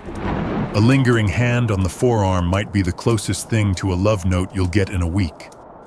Midday, the hut fills with the smell of stew. You've been outside cutting kindling, and the warmth hits you as soon as you duck back in. Your wife is ladling from the pot, and the children are already in place at the table, really just a board on trestles. You all eat from the same dish, passing bread, dipping into the broth, trading pieces of carrot like coins. Someone always talks with their mouth full. Someone always elbows the person next to them. You could space yourselves out, but that would mean not sharing the best heat from the fire. Heat wins over manners every time. You think back to a winter when Oswin's hut collapsed under heavy snow. His family stayed with you for nearly 2 weeks. 10 people in one room. Every cough and sigh, every shuffle of straw, every whispered conversation at night heard by all. By the end, you could recognize each person's breathing in the dark. When they finally moved back, the silence in your hut was so strange it almost felt wrong. And then there are the nights when one of the children wakes sick. The entire hut wakes with them. Someone fetches water, someone stirs the fire, someone else moves over to make room on the tick. Sleep comes in snatches, if at all. But in the morning, the child is wrapped in every blanket you own, looking a little better, and the exhaustion is softened by relief. Historians like to debate whether such communal living built stronger family bonds. You don't need a debate, you've lived the answer. You can't help but know each other when you share everything, the heat from the hearth, the last crust of bread, the air you breathe. You know the sound your wife makes when she's about to laugh, the way your eldest fidgets before asking a hard question, the sigh your youngest gives when they finally fall asleep. Still, you sometimes dream of space, a corner to yourself, a door you could close, a bed big enough to stretch without touching another person. But then the wind rattles the shutters and you remember what a thin wall stands between you and the night. You pull the blanket tighter around all of you, feeling the weight and warmth of the bodies beside you, and think maybe space is overrated. Evening comes and the hut glows gold from the hearth. You're mending a strap, while your wife hums the children sprawled on the floor, playing some game with pebbles and scraps of wood. A neighbor stops by to trade news and leaves with a jug of ale you didn't really have spare. It's fine. Tomorrow they'll bring something back. Or not. In a village, debts are measured in trust as much as in goods. As you lie down for the night, the straw rustles under you. Your wife's shoulder presses against yours. The child's foot finds your leg again. The dog curls at your feet. There's no curtain, no lock, no separation. Just the sound of breathing in the dark and the faint warmth of the fire dying down. You close your eyes, knowing that before dawn, the rooster will start again, and this same crowded life will repeat itself. You'll share the space, the air, the work, and whatever warmth the day can offer. And while part of you still longs for privacy, another part knows that in a world this cold and uncertain, there are far worse things than never being alone. Market day means an early start, even earlier than the one you've grown used to. You're awake before the rooster finds his voice fumbling in the half-dark to gather the goods you've set aside for trade, a bundle of dried beans, 2 skeins of coarse wool, a clutch of eggs you've been guarding like treasure. Each item is wrapped as neatly as you can manage, more for the sake of looking respectable than for actual protection. The lane is still quiet when you step out, the mist hanging low enough to curl around your knees. You've got the carrying frame strapped to your back, the kind that leaves your shoulders aching after the first mile, but at least keeps your hands free. Your wife hands you a pouch with the few coins you've managed to keep from last time, a thin rattle of copper. Don't let them see you're eager, she warns, as always. In market talk, eagerness is just another word for please cheat me. The road to the market is long enough to remind you of every muscle in your legs. You pass Oswin, who's leading a goat that looks just as grumpy about the trip as you are. The air smells of damp earth and manure, and somewhere ahead, someone's frying cakes in fat, the scent teasing you from half a mile away. By the time you reach the market square, it's already alive. Stalls made from rough planks are draped with canvas, their tables crowded with goods, baskets of apples, piles of turnips, bolts of coarse cloth, and the occasional rare luxury, a jug of honey, a sprig of foreign spice. The noise is a constant churn of voices, haggles, greetings, and the clink of coins. You find a corner near the edge where smaller sellers like you gather. The main spots are already claimed by the bigger merchants, the ones who can afford to pay the reeve for a prime location under the church wall's shade. You lay out your goods, trying to make the beans look plentiful and the eggs unbroken. It doesn't take long for the first customer to appear, a woman eyeing your wool. She prods it between her fingers, asks the price, then snorts as if you've asked for her firstborn. You lower it a little, knowing full well she'll tell you it's still too much. After a bit of back and forth, she agrees, but not without throwing in a jab about the quality. You take her coins anyway, because pride doesn't fill bellies. Historians still argue whether medieval markets were fair places for peasants or rigged in favor of merchants and lords. Today, you'd argue for the second. Every deal feels like walking a tightrope too firm, and the buyer walks away. Too soft, and you walk home with less than you need. The eggs go next, sold to a tavern keeper who gives you a smile so wide you know you've undercharged him. Still, you tell yourself it's worth it to have someone who'll remember your face next month. The beans, though, are a harder sell. Everyone has beans this time of year, and yours aren't any shinier than the rest. You end up swapping them for a small sack of barley flour, which at least will turn into bread. By midday, the market square smells like roasted meat and sweat. A man selling spiced wine calls out to passers-by, offering a sip for a coin. You watch him ladle it into mugs, steam curling up into the chill air, and for a moment, you think about spending one of your precious coins on a taste. You don't. The memory of the tacksman's last visit still sits heavy in your chest. There's a fringe tidbit you overhear from a traveling peddler, he claims. In some towns, the markets are so big, they have separate days for different goods. One for grain, one for livestock, one for cloth. You can't imagine the luxury of knowing exactly which day to find what you need. Here it's all mixed together, and you take what's there or go without. Not every encounter is business. You pass Mira, who's selling carrots so fresh the tops are still green, and she slips you two into your pouch with a wink. For the walk home, she says. You give her a nod that means more than words. Small kindnesses like that are the real currency in places like this. Of course, the market isn't just for buying and selling, it's for news.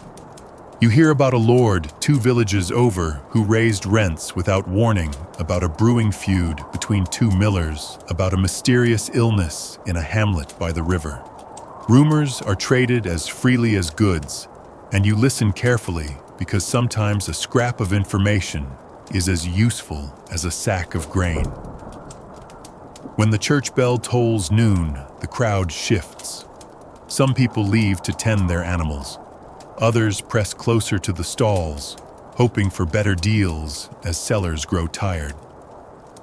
You join in the quiet scramble, trading one of your coins for a hunk of cheese that will stretch for days if you're careful. The walk home is heavier, but not in the way you hoped. Your back aches under the weight of the flour and cheese, and your boots squelch in the wet patches of the lane. Still, there's a small satisfaction in knowing you've got enough to feed the family for a few more days without dipping into the dwindling stores. You pass a group of children playing with hoops made from bent willow, their laughter cutting through the weary quiet of the road. For a moment, you let yourself smile. Even on a day when the coins feel thin and the bargains feel lopsided, the market has given you something: news, a bit of food, and the reminder that you're still part of a web that keeps the village alive. Back at the hut, your wife takes the flour with a small nod, already measuring in her head how long it will last. The cheese she sets aside for Sunday, a small treat to make the day feel different from the rest. You drop the carrots on the table and the children pounce on them like treasure. You hang up the carrying frame, rub your shoulders, and glance at the corner where the scythe rests. Tomorrow it's back to the fields, but tonight you'll eat bread baked from the last of the old flour, maybe softened with milk, and you'll let the sounds of the market shouts, laughter, the clink of coins echo in your mind a little longer before they fade into dreams. And when you finally stretch out on the straw tick, you'll think about the faces you saw today, the sharp-eyed merchants, the friendly neighbors, the tired travelers, and you'll wonder which of them is telling a story tonight about a quiet peasant who sold them eggs or beans. Maybe none of them. Maybe all of them. Either way, the market will be there again next month, waiting to see if you come back with something worth their time, and if you can leave with enough to make yours worthwhile. You're sitting on the low bench outside your hut, mending the handle of your hoe, when a commotion stirs down the lane. It's not the cheerful noise of a festival, nor the weary shuffle of market day. This is sharper, meaner raised voices, the sound of boots stamping not in rhythm but in anger. 2 men in rough wool jerk a boy forward between them. He's maybe 16, mud up to his knees, eyes darting like a trapped rabbit. Behind them, half the village trails along murmuring. You don't have to ask what it's about. The sack in the boy's hands says it. Grain, not his. They march him to the reeve's door, pounding until the man himself appears tall, square-shouldered, with that permanent squint of someone always trying to weigh truth against his own interest. The boy stammers about hunger, about his mother being sick, about just borrowing. The man he stole from big fellow named Harwin shouts over him, saying the sack was half his winter stores. The reeve listens with the patience of a man who enjoys being the point where all roads meet. Finally, he gestures toward the green. Everyone follows. You do too, because in this village, justice isn't private. It's a spectacle. Historians still argue whether medieval justice in small communities leaned more toward restoration or punishment. Today, the scale tips hard toward the second. Harwin demands restitution. The boy's family has nothing to give, which leaves the other currency paying. The reeve calls for the constable, who arrives with a whip coiled at his belt. Your stomach tightens. A public whipping is as much about warning everyone else as it is about punishing the one caught. The boy's eyes flick around the crowd, searching for anyone who might speak for him. No one steps forward. You remember your cousin years ago caught with a stolen hen. His punishment was the same, tied to the whipping post, while the crowd pretended to look away. The sound of leather on skin isn't something you forget. Neither is the way the village goes quiet afterward, the silence a mix of fear and shame. A fringe tidbit you overheard from an old carter once drifts through your mind in some places. If the stolen goods were returned in full, and the thief begged on his knees, the whipping could be reduced or replaced with public shaming, standing in the pillory, while people pelted you with spoiled vegetables. Some swore it hurt less. You're not so sure. Humiliation has a way of lingering longer than bruises. The reeve gives the signal. The boy is tied to the post, his tunic pulled down to bare his back. The constable swings the whip with a steady rhythm, each crack cutting through the winter air. You force yourself to watch for 3 strokes, then look away, fixing your gaze on the frost edging the grass. Counting each blow would make it too real. Not counting makes it worse. When it's over, the boy slumps against the post, breath coming in short, ragged pulls. The constable unties him, and someone, maybe his brother, helps him limp away. No one claps. No one cheers. Justice here is a grim thing, like the cold. It exists, but it doesn't warm you. You turn to head home, but Harwin catches your sleeve. "You saw it," he says, as if needing your witness to make the whole event more solid. You nod. "I saw." You don't add that you also saw the way Harwin's granary looked fuller than he claimed, or the way the boy's mother's eyes were rimmed red this morning. Some truths are dangerous currency. Back at your hut, your wife stirs the pot over the fire. You tell her what happened, and she sighs, shaking her head. "Better the whip than the gallows," she says. She's right, of course. For larger thefts or for stealing from the Lord's stores, the punishment could be hanging. You've never seen it in your village, but you've heard of it in the next one over. As the evening settles, you sit by the hearth, the whip's echo still somewhere behind your ears. You think about how the rules here are written not in books, but in bruises, in who dares to take and who dares to stop them. And you know that if hunger knocks at your own door hard enough, you might someday have to choose between following the law and feeding your family. Your wife serves the stew thick with barley today, thanks to market day's trade. You chew slowly, watching the firelight dance on the wall, and remind yourself that in this world, fairness is as rare as a feast. Justice belongs to those who already have enough not to need it. The next morning, the boy is back in the lane, moving slowly, his shoulders hunched. You nod to him as you pass. He nods back, but there's a hollow in his eyes where something used to be. Maybe trust, maybe pride. Whatever it is, the village took it, and no one's giving it back. By now you've attended so many burials that you've lost count. Not because you don't care, but because the rhythm of grief here is constant, steady, and almost ritual in its frequency. When you hear the slow, deliberate toll of the church bell, you don't have to ask what it means, you know. It's a summons you can't ignore, no matter the weather, no matter the work in your hands. This morning, the bell rings early, its deep voice rolling through the mist, like it's speaking directly to your bones. 3 long tolls, a pause, then 3 again. That's the signal for an adult. You wipe your hands on your tunic, set down the hoe, and make your way toward the churchyard with a few other villagers who have also dropped their tasks. The church stands gray and unmoving, its doors open wide enough for the coffin to pass through.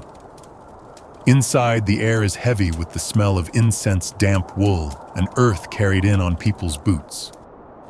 The coffin itself is plain planks nailed together unpolished and probably reused from another burial. In this world, wood is precious. Even the dead have to share. You step inside and join the line filing past the coffin. You glance at the face still pale framed by the hood of a simple shroud. You knew him. Not well, but enough to exchange greetings on the lane, enough to know which strip of the field was his. He'd been coughing for weeks, but like most of us, he kept working until his body made the final decision for him. Historians still argue whether medieval death was met with more acceptance than it is today, or whether people simply didn't have the luxury to dwell on it. You suspect both are true. Death isn't an interruption here. It's a neighbor you've been expecting, one you nod to when they pass in the lane. The priest begins the service, his Latin flowing like water over stone. You don't understand the words, but you know the shape of them: prayers for the soul's safe passage, for God's mercy, for the comfort of the living. The family stands nearest the coffin, faces tight with grief, though some wear the blank mask of people who've stood in this place too many times already. The air inside the church is cold, but not as cold as the moment when the coffin is lifted and carried outside. You follow the slow procession into the churchyard, your boots squelching in the damp earth. The grave is already dug, a rectangle of dark soil piled neatly to one side. The smell of it hits you, a rich, heavy scent, the same earth you've sown seed in, now ready to take someone back. The coffin is lowered, ropes creaking. The priest sprinkles holy water, the droplets catching in the low winter light. You watch as a handful of earth is thrown in each patter like a soft drumbeat.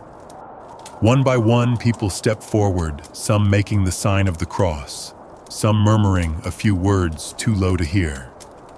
You take your turn, scooping up a small handful of the damp soil and letting it fall. It clings to your fingers for a moment before you rub it away. A fringe tidbit comes to mind, something you heard from an old gravedigger once.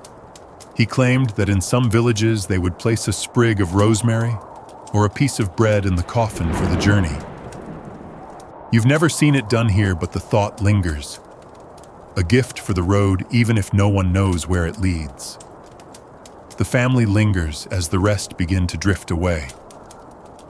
You nod to them, a silent acknowledgement. There's not much else to give. Words here are like coins, small and easily spent. What matters is that you showed up, that you stood in the cold with them, that you helped carry the weight of the morning. You make your way toward the lane, passing the row of older graves. Some are marked with wooden crosses already weathering away. Others have stones with barely legible carvings. A few are unmarked entirely, their memory kept only in the minds of those still living. You pause at one mound, remembering a burial from years ago, a woman who died in childbirth. You remember the silence after the final spade of earth, a silence so heavy you could feel it pressing on your chest. Back in the village, life resumes almost immediately. You pass someone mending a fence, another hauling water children, chasing each other through the mud. The bell's echo is still in your ears, but here in the lane, the world is busy again. That's how it works. You return to your work because you must, because the fields won't wait for grief to loosen its grip. Oswin catches up to you near the well. You hear who it was, he asks, though of course you did. Still you nod and he sighs. Good man. Quiet. Didn't deserve it. You both know that's true for most.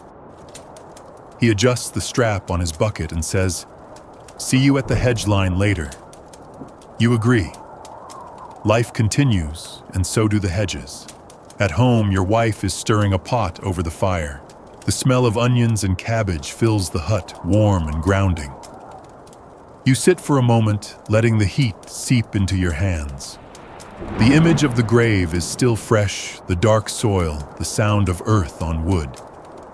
You wonder how many times in your life you'll stand in that churchyard, watching someone else lowered into the ground, knowing someday the walk will be for you. That night, as you lie on the straw tick, you hear the wind in the thatch and think of the wooden crosses in the yard, standing against the weather until they don't. You think about the priest's words, about the way the family's shoulders seem to fold inward under the weight of the day. And you think about the way everyone returned to their work, because here, that's how you honor the dead. You keep going. Still, there's a moment before sleep when you let yourself imagine something gentler. Maybe in another world, people could take time to grieve without the field calling them back. Maybe the bell could toll only once in a long while, instead of becoming part of the week's background noise. But in this world, the bell will toll again, and you will hear it, and you will walk the same path, because that's what you do. When the fire dies low, you pull the blanket tighter and close your eyes. The cold seeps in, but so does the memory of standing shoulder to shoulder with your neighbors, the shared silence, the shared weight. And in its own way, that's comfort. Not enough to keep the bell quiet, but enough to make you answer it every time it calls. By mid-morning, your throat is dry, but not from thirst. It's from the slow, steady sip of ale you've been taking since breakfast, the same as every day. Not because you're fond of drink, truth is the stuff you can afford is weak enough to make a cat shrug, but because it's safer than water. Water here is a gamble you rarely win. The stream looks clear enough in the sunlight, but you know the upstream pasture where the cows wander, dropping their generous contributions. You know the bucket left too long in the well can turn green. You know that sometimes clean water still carries the kind of invisible trouble that can knock you flat for a week. Historians still argue whether medieval peasants drank ale constantly, or only when they could afford it. From where you're sitting, it's simple if you've got grain a barrel and time to let it bubble into something, just strong enough to fend off sickness, you do it. Small ale, barely 1 or 2% alcohol, isn't about getting drunk. It's about keeping upright. This morning's batch is a little sour, but that's not unusual. You pour it into a wooden cup, the foam low and thin, and take a sip that leaves a faint yeasty tang on your tongue. Your wife drinks hers too, while the youngest dips bread into hers like it's broth. The older children make faces they want water because it's free, but you shake your head. Better to be safe than sorry, you mutter, though you don't use those exact words. You've never heard them put together that way. You remember once, years ago, when the well water turned bad. People started falling ill, stomach cramps, fever worse. The reeve blamed miasma, bad air, and ordered herbs burned in the square. The priest walked the village with a relic and prayers. But you remember what Oswin's grandmother said. The cow died upstream.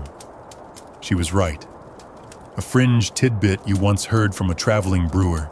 Some monks claim ale brewed with rosemary keeps both sickness and evil spirits away.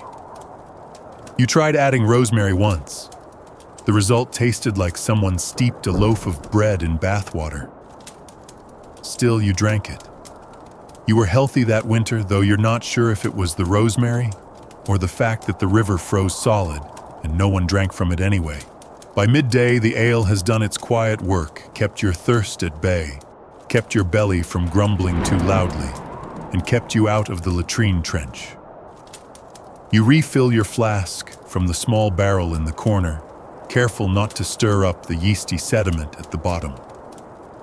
That sediment, some say, makes you strong. Others say it sends you running for the hedgerow. You've tested both theories. The hedgerow remembers. You head out to the fields with the flask tucked at your hip. The air is warm for the season, the kind of day that tricks you into thinking summer might come early. You work with a steady rhythm, stopping now and then for a sip. The ale is warm now, but it's still welcome. Oswin joins you for a while, his own flask, slung on a cord. Better than pond water, he says, and you clink flasks in agreement. In the afternoon, you pass by the smithy and catch the smell of malt.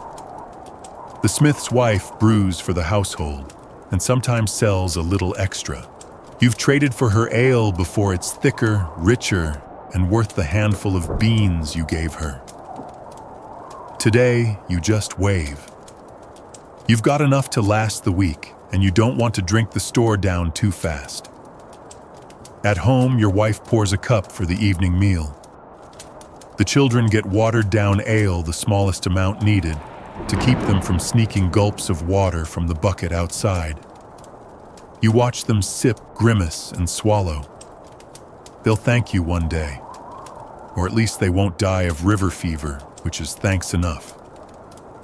Historians may debate the extent of ale drinking in villages like yours, but you know it's not a luxury. It's habit health and hedge against bad water, all in one cloudy cup. When you lift your flask for the last sip of the day, you feel the warmth settle in your belly, not as fire, but as a small, steady ember. After supper, you set the cup down beside the barrel and give the tap a final turn to be sure it's tight. Tomorrow, you'll draw more, and the day after that. Because in your world, ale isn't about celebration. It's about staying alive one mouthful at a time. Later that night, the embers glow low in the hearth, and the hut is quiet except for the soft breathing of your family. You lie awake, staring at the thatch above you, thinking about how many small choices each day are really about survival.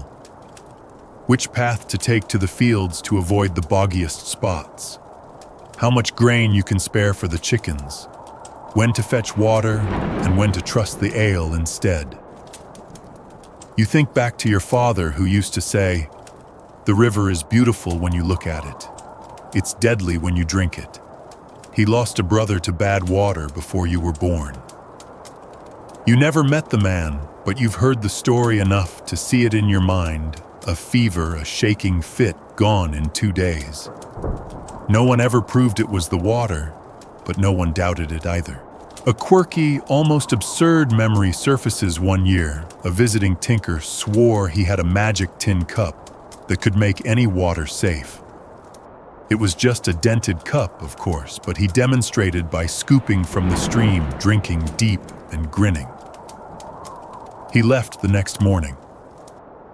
3 days later, word came from the next village over that he'd taken ill. No one was surprised. The cup ended up in someone's scrap pile. You roll onto your side and pull the blanket tighter. The last taste of ale still lingers faint and yeasty. You know that tomorrow will be much the same draw from the barrel pour into the flask sip through the day. The routine feels as natural as pulling on your boots. There's a strange comfort in it. In a life where weather can ruin a season's work, where a cough can turn into a burial in a matter of days, and where the Lord's demands can appear without warning, ale is one thing you can rely on. Not because it's special, but because it's steady. You let that thought settle in your mind as the fire fades. Outside, the wind rattles the shutters, carrying the smell of damp earth and wood smoke. Inside, the quiet is heavy, the kind that comes when everyone has eaten drunk and settled in for the night. You close your eyes and think of the stream in summer, clear, glittering, deceptively inviting. And you think of your flask, warm against your hip, waiting for you in the morning. Because here in your world, staying alive often means knowing what not to trust. And water, beautiful, deadly water, has never quite earned that trust. Some mornings you wake up thinking you're getting a cough, or maybe a fever, or maybe just a bad feeling, and that's when you reach for the toad. Yes, the dried one. Don't laugh. In your world, superstition is as woven into daily life as the straw in your roof. The toad sits in a small cloth pouch on the shelf near the hearth legs, curled under skin, dark and leathery. It's been there since your grandmother's time. She swore it kept illness away, especially the kind that traveled through the air after the first frost. Whether it works or not, you don't know. But you do know this: no one in your family has died in a plague year since she put it there. Historians still argue whether such charms were simple folk comfort or had some forgotten practical use. You don't argue, you just keep the toad dry and the pouch tied. Superstition doesn't stop with the toad. Before planting, you scatter a pinch of salt in the first furrow, not because salt helps the crop, you know it doesn't, but because it confuses the weevils. When a black cat crosses the lane, you pause, spit twice over your left shoulder, and take the long way around. If you hear an owl call 3 times in the night, you whisper a short prayer to Saint Roch before you roll over. A quirky tidbit: Oswin once told you in his mother's village if a hen crowed like a rooster, they'd kill it the same day. Bad luck for the whole lane, otherwise, he swore. You're not sure you believe that one, but you remember it every time you hear a hen make a strange noise. It's not just sickness people ward off with charms. Weather is just as much an enemy. Before a storm, you've seen your neighbors hammer a piece of iron into the threshold to keep lightning from finding its way inside. When the summer heat lingers too long, the women gather in the churchyard to walk 3 times around the well, singing a verse they say will call the clouds home. You know the priest frowns on some of these practices. From the pulpit, he talks about trusting God, not trinkets. But even he makes the sign of the cross twice when a cart overturns on the lane, as if once isn't quite enough. The truth is, superstition is just another kind of insurance policy. And here you need all the policies you can get. Some of the beliefs are harmless, even useful. People wash their hands in rosemary water before kneading dough because it keeps the evil out, but it also probably keeps the bread from tasting like yesterday's onions. Others are more questionable. There's a man in the next village who keeps a jar of leeches in his window because he thinks they drink up the bad air.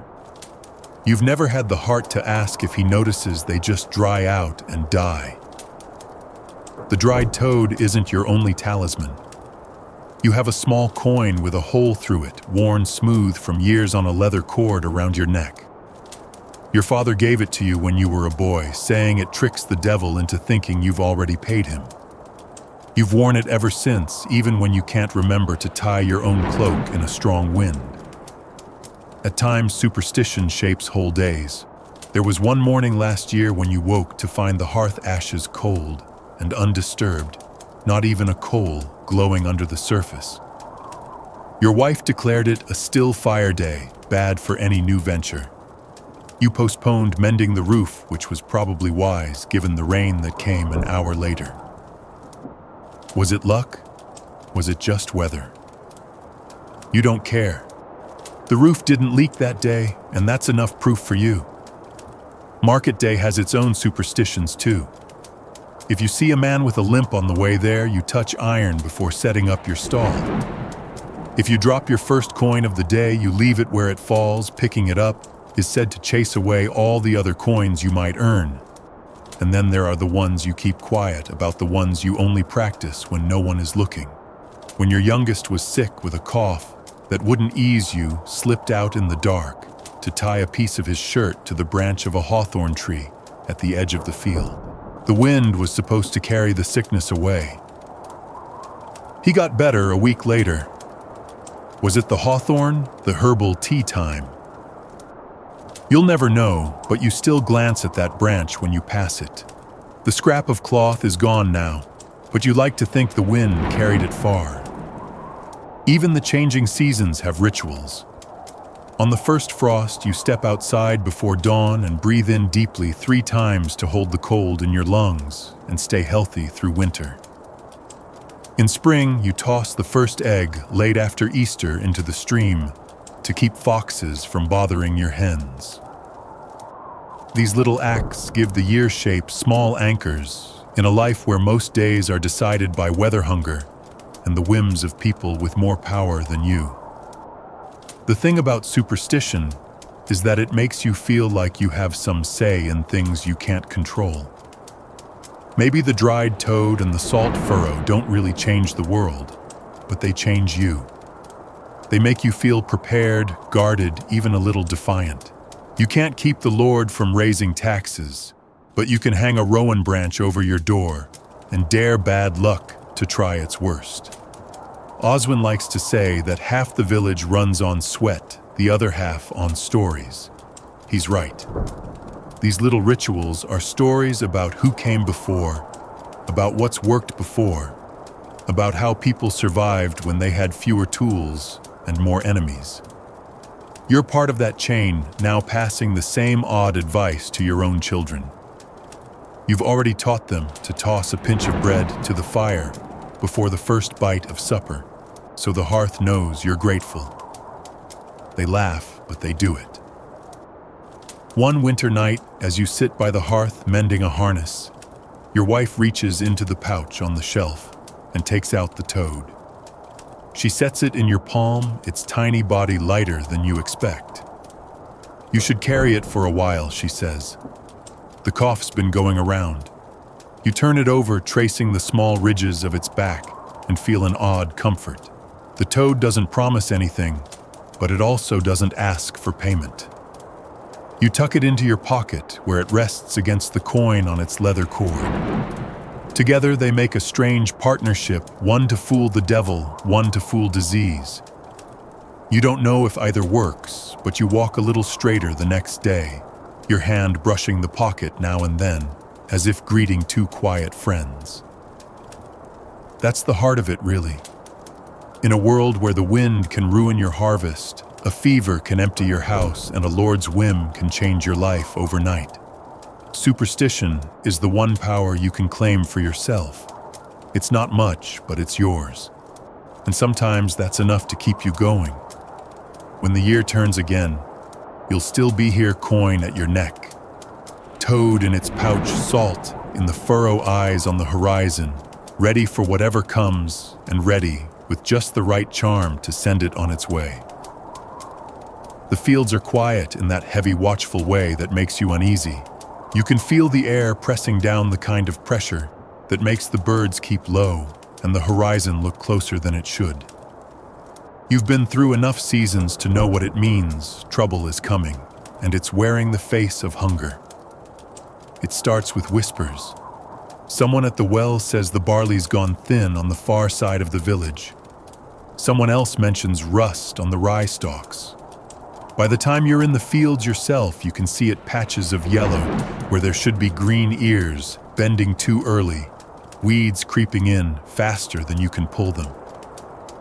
Historians still argue whether medieval famines were sudden disasters or slow, creeping declines. From where you stand, it's the creeping that kills you. A single bad harvest doesn't strike like lightning, it seeps into everything. Meals get a little smaller. Bread gets a little darker, stretched with beans or ground acorns. You work the same hours, but each week the larder feels lighter. You run your hand along a row of barley, feeling the thinness of the heads. This was supposed to be a good year. The spring was gentle, the rains steady. But then the summer turned, and the heat burned more than it blessed. The nights have been strange too, with sudden cold snaps that stunt the growth. A fringe tidbit you heard from an old plowman floats back. If August brings frost, you'll eat your seed next spring. You don't want to believe it, but the frost came, and here you are counting what's left before it's even been gathered. By midday, the talk has shifted from bad crops to bad options. Oswin is debating whether to sell one of his pigs now, while they're still fat. Mira's cousin is thinking about going to the next town to look for work, anything that might earn enough coin to buy grain before the prices rise. The market will smell it the way dogs smell fear, and you know the miller will not be shy about his toll. That night, you sit by the hearth with your wife going over the stores. A few sacks of barley, one of peas, some onions braided and hung along the wall. Enough to last until the next harvest if nothing goes wrong, but things always go wrong. You both know it without saying it. The children eat their bread without complaint, though you notice your oldest takes smaller bites, chewing longer, like she's trying to make it last. You remember doing the same when you were her age. Back then, your grandmother would drop a pebble in her mouth before bed to trick the stomach. You tried it once and found it worked, only if you also convinced yourself that hunger was a kind of prayer. The next day, the Reeve calls a meeting in the churchyard. He announces that the Lord's tithe will still be collected in full, regardless of yield. A ripple goes through the crowd, half anger, half resignation. Historians still argue whether lords in hard years helped or hurt their tenants, but in this case, there's no argument at all. The help will be a sermon about God's will, and the hurt will be measured in bushels. After the meeting, you help Oswin carry a load of withered cabbages back to his hut. They smell sour already. Better than nothing, he mutters, though neither of you believes it. You leave him with a small pouch of barley from your own store, knowing he'll return the favor if the frost spares his strip more than yours. That's how you survive here, not through charity, but through trading debts that never get fully settled. A quirky practice you see more of now, people start borrowing from next year. They grind seed grain into flour, hoping to get through the winter, knowing it means smaller planting in the spring. It's a gamble most lose, but hunger doesn't listen to long-term planning. The signs pile up. The chickens lay fewer eggs. The cow's milk grows thin. The children's cheeks lose that soft fullness. You catch yourself thinking about food in ways you didn't before, counting loaves in your head, weighing them against the days until market. You notice which neighbors are baking less often, which hearths have thinner smoke. One evening, you walk past the old granary on the edge of the village and see a shadow slip inside. You pause, then move on. Whoever it was, they're just doing what you might do in another week. Hunger makes everyone a thief in their own mind first. By the time the leaves start to turn, the truth is plain, there won't be enough. The question isn't whether people will go hungry, but who will go hungry first. You start eating more stew and less bread, stretching the grain with roots and greens. You learn to boil nettles until they taste almost like spinach. You trade a spare cloak for a sack of beans that smells faintly of mildew, hoping it's just the sack. In the quiet moments, you run your thumb over the dried toad in your pouch. It's ridiculous, maybe, but you think about what Mira's grandmother said, that it keeps illness away. Hunger isn't illness, but the two walk close together, and you're willing to let superstition blur the line. One night the wind shifts and carries with it the smell of baking bread from the manor. You stand outside in the dark, breathing it in, knowing that inside those walls, the loaves are white and soft, made from wheat that never touched your hands. For a moment, you picture yourself inside tearing into one, letting the crust flake under your fingers. Then you shake it off, because imagining food you can't have is a cruelty you can't afford. The first snow will come soon. You tell yourself you'll make it to spring. You tell yourself the fields will forgive you and give more next year. And you tell yourself quietly that if it comes to it, you'll do what you must, because famine doesn't care about pride. It only cares about who eats and who doesn't. The morning sky is a sheet of hammered tin, and the air tastes like wet metal. You step outside, and the first thing you do is look up, not because you expect it to change anything, but because here weather is your true master. You can plan, you can work, you can hope. But if the sky decides otherwise, all of that is just a polite suggestion. Today it's rain, the steady soaking kind, that slides into every seam and joint. The lane is already soft underfoot, and the fields beyond look as if someone draped a gray veil over them. You pull your hood low and head out anyway. The barley won't weed itself. By the time you reach your strip, the damp has already found your skin. You set the hoe into the earth and feel the heavy resistance wet soil clings to the blade, and every lift is twice the work.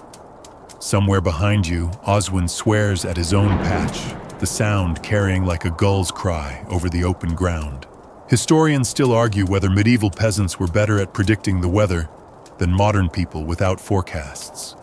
You think it's less prediction and more observation. Centuries of watching the same sky teach you to notice the smallest things, the way swallows fly low before rain, the smell of earth thickening before a storm, the feel of the wind curling under your cloak when it's about to change.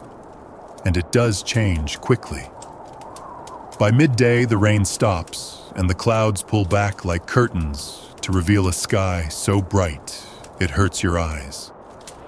The sun bakes the top layer of the field, turning mud to a thin crust that cracks under your boots. You go from dripping to sweating in less than an hour. You take off your hood, wipe your brow, and glance up again, suspicious of how fast the light came. Weather here isn't just a mood. It's a force that can undo months of labor in a single night. Too much rain and seeds rot in the ground. Too little, and the plants wither before they've even grown tall enough to cast shade. A hard frost in spring can blacken every young shoot in the village. And then there's the wind, a few hours of strong gusts at the wrong time, and your carefully tied thatch could be halfway to the next parish. A quirky tidbit you learned from an old plowman: in some places, people would plant a row of beans at the edge of a field, not to harvest, but to watch the weather. Beans grow fast and show stress sooner than other crops: yellow leaves for too much wet, curled leaves for too much dry. You tried it once, and the beans were right more often than you wanted them to be.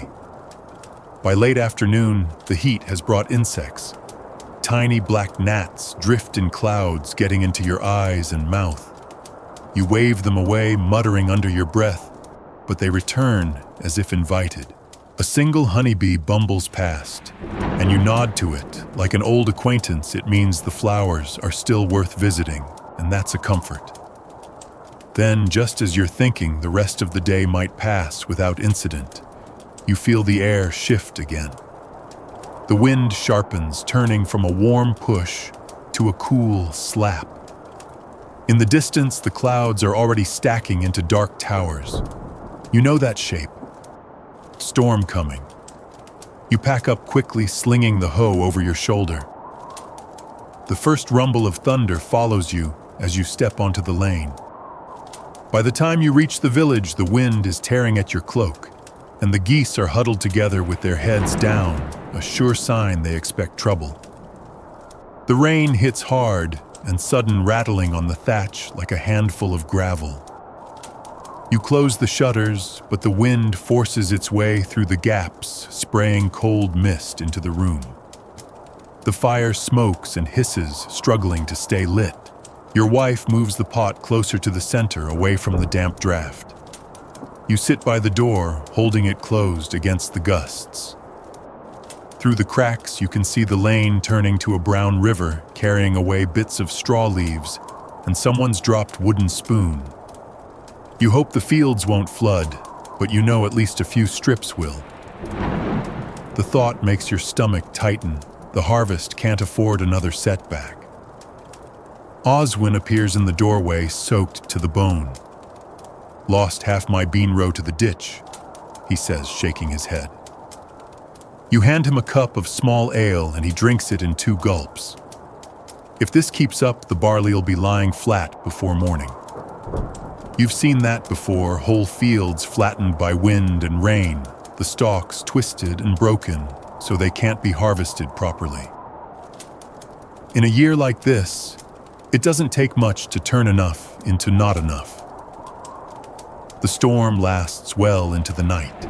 You lie on the straw tick, listening to the wind roar and the rain drum on the roof.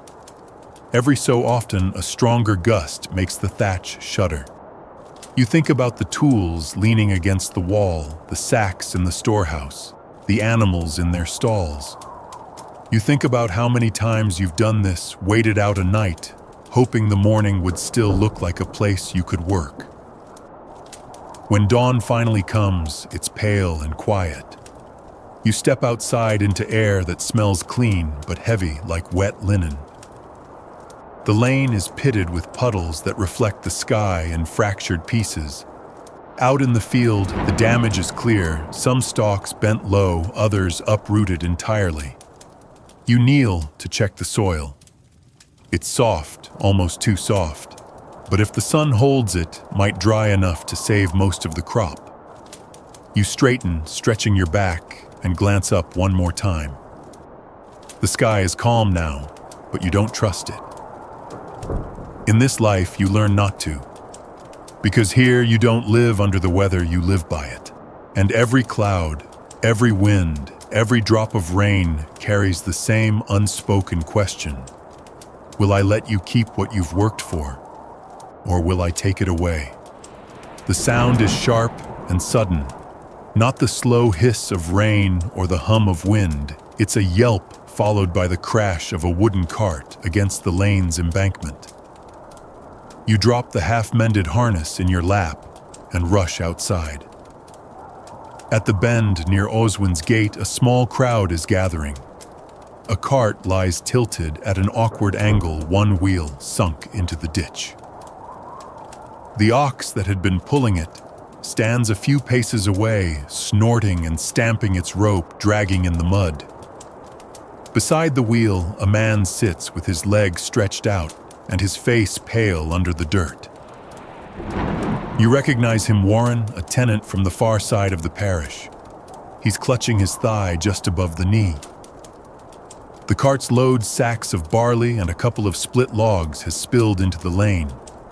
Accidents like this aren't rare. Roads here are little more than worn tracks between hedges, and one hidden rut can end a day's work or a life. Historians still argue whether medieval accident rates were higher in the fields or on the roads. But you think it's a pointless debate. They happen everywhere to everyone, and there's no real safety net when they do. You crouch beside him. "Bone," you ask, quietly. He grits his teeth and nods once. The leg is already swelling under the wool. There's no surgeon in the village, only an old woman named Adela, who knows how to set bones and brew the kind of teas that make you forget the pain for a while. Someone runs to fetch her. While you wait, the others gather the spilled grain, brushing dirt from the sacks and checking for tears. The logs are heavier. It takes 3 of you to heave them back onto the cart bed. You keep glancing at Warren. His breathing is shallow, his eyes fixed on the hedge across the lane. A fringe tidbit comes to mind. You once heard that some farmers carry a sprig of yarrow in their pocket for accident days. Supposedly pressing it to a wound stops bleeding faster. You don't know if it works, but you've tucked yarrow into your own belt more than once. Today, it's sitting back on your workbench, useless to Warren now. Adela arrives, a small, wiry figure with a basket of cloth strips and a pot of something that smells like resin. She kneels without ceremony, prodding gently at the leg, while murmuring instructions to the boy holding the ox's rope. The man bites down on a strip of leather as she pulls and straightens the limb, the sound of bone grating making everyone wince. She binds it tight, tucks a folded pad of wool at the break, and nods. He'll walk again if he keeps off it, which he won't. The ox is reharnessed to the cart, but Warren can't go home that way. 2 of the younger men rig a makeshift stretcher from a door taken off its hinges, and you help carry him back toward his hut. The ground is uneven, the weight awkward, but you take it slow. He mutters thanks once, then lapses into silence. When you finally set him down on his own bed, His wife is already heating water for a broth. Adela leaves a pouch of herbs and strict instructions. You step back into the lane, feeling the heaviness in your arms, and the sharper heaviness of thought, how quickly a day can turn, how one slip can make the difference between working and going hungry. Back home, you glance at the tools hanging by the hearth. The scythe's blade gleams where you've just oiled it, the hose handle smooth from years of grip. You've had your share of close calls, a glancing blow from the scythe that sliced your boot, a tumble from a haystack that knocked the wind out of you so hard you thought it had stolen your life. Each time you got up, one day you might not. Oswin stops by that evening, still smelling faintly of the resin Adela used. She says the bone's clean, he reports. If it had been higher up near the hip, he'd be finished. You nod, picturing Warren staring at the hedge, and wonder how much of him is already measuring the loss in work food and pride. Accidents don't just hurt the body, they shake the ledger. Every day you can't work is a day the fields don't get tended. The woodpile doesn't grow, the market basket stays empty. In a village where every pair of hands matters, an injury is more than personal, it ripples outward. The talk at the ale bench that night circles back to the cart. Some say the ditch should be filled in. Others shrug, saying it's been there longer than any of you. A few recall other accidents: a boy trampled during the harvest rush, a woman scalded when the brew pot tipped a man crushed under a collapsing hayrick. The stories stack like logs, each one a reminder that danger here doesn't wait for war or plague. It's part of the daily tools and paths you touch. A quirky note from an old tale gets shared. A plowman in the next parish supposedly survived a fall from a hay wagon because he landed in a heap of sheep's wool bound for market. Soft as a feather bed, the teller says, then adds, smelled like one too. You all laugh because the alternative is to picture the times you weren't so lucky. When you get home, the hut feels warmer than usual. The fire's burning steady, your wife is mending by the light of the hearth, and the children are playing with a bit of carved wood like it's a king's treasure. You sit, stretch your legs, and look at your hands, scraped from the stretcher, streaked with dried mud. You think of Warren's face, of the sudden helplessness in his eyes, and you run your thumb over the smooth wood of the bench you're sitting on. It could have been you in that ditch. It could be you tomorrow. So you eat your supper slowly, savoring each mouthful of stew, and when your wife asks why you're quieter than usual, you just shake your head. Long day, you say, and you mean it in more ways than she needs to know. Because here life doesn't give you warnings, it just gives you moments. One heartbeat, you're mending a harness. The next, you're carrying someone home on a door. And in between, you're reminded again that every step you take is on ground that can shift without notice. The sound reaches you before the sight does. Fiddles tuning laughter carried on the wind, the rhythmic thump of feet on packed earth. It's festival day, the one bright bead strung in the long thread of work, and for a few hours, the fields can wait. You step into the green, and the world is different. Bright scraps of cloth flutter from poles, tables groan under loaves and jugs, and someone's roasting a pig over a fire so large you can feel the heat from yards away. The smell is enough to make your stomach growl like it hasn't eaten in days, even though you had your bread this morning. Historians still argue whether these festivals were genuine respites or just another way for the lords and church to keep the village in line, bread ale and dancing in exchange for obedience. You're not here to solve that question. You're here because this is the only day in months when your boots won't be in the furrow and your eyes won't be on the sky, worrying about rain or frost. The fiddler starts a reel and couples form a circle. You hesitate for half a heartbeat, then let yourself be pulled in by a neighbor's grin. The steps are simple hop, turn, clap, but the laughter makes them feel lighter. You're clumsy at first, your feet still used to the measured pace of the field, but the rhythm gets into you. You find yourself smiling, the kind that starts in the chest before it reaches the mouth. Nearby, a group of children chases a ribboned pole, shrieking as the ribbons tangle. The baker's wife is handing out honey cakes, sticky and warm. You get one bite into it and nearly close your eyes at the taste. Sweetness is rare enough to feel like a blessing. A drop of honey runs down your thumb. You lick it off before it's wasted. A quirky tidbit you overhear from an old man sitting by the ale bench. In his youth, they'd crown the best dancer Lord of Misrule for the day, giving him the right to play harmless pranks without consequence. This year, that honor goes to Oswin, who wastes no time putting a garland on the reeve's head and declaring the stocks a bench for weary travelers. The reeve chuckles, and for once, no one fears the joke. Games spring up in every corner. There's wrestling in the grass, with cheers loud enough to rattle the geese. A line of young men take turns throwing stones at a mark the winner promised an extra loaf from the miller. You try your hand at skittles, wooden pins set up in a triangle, knocked down with a heavy ball. Your first throw misses entirely, but your second sends 3 pins clattering enough to earn a nod from the man keeping score.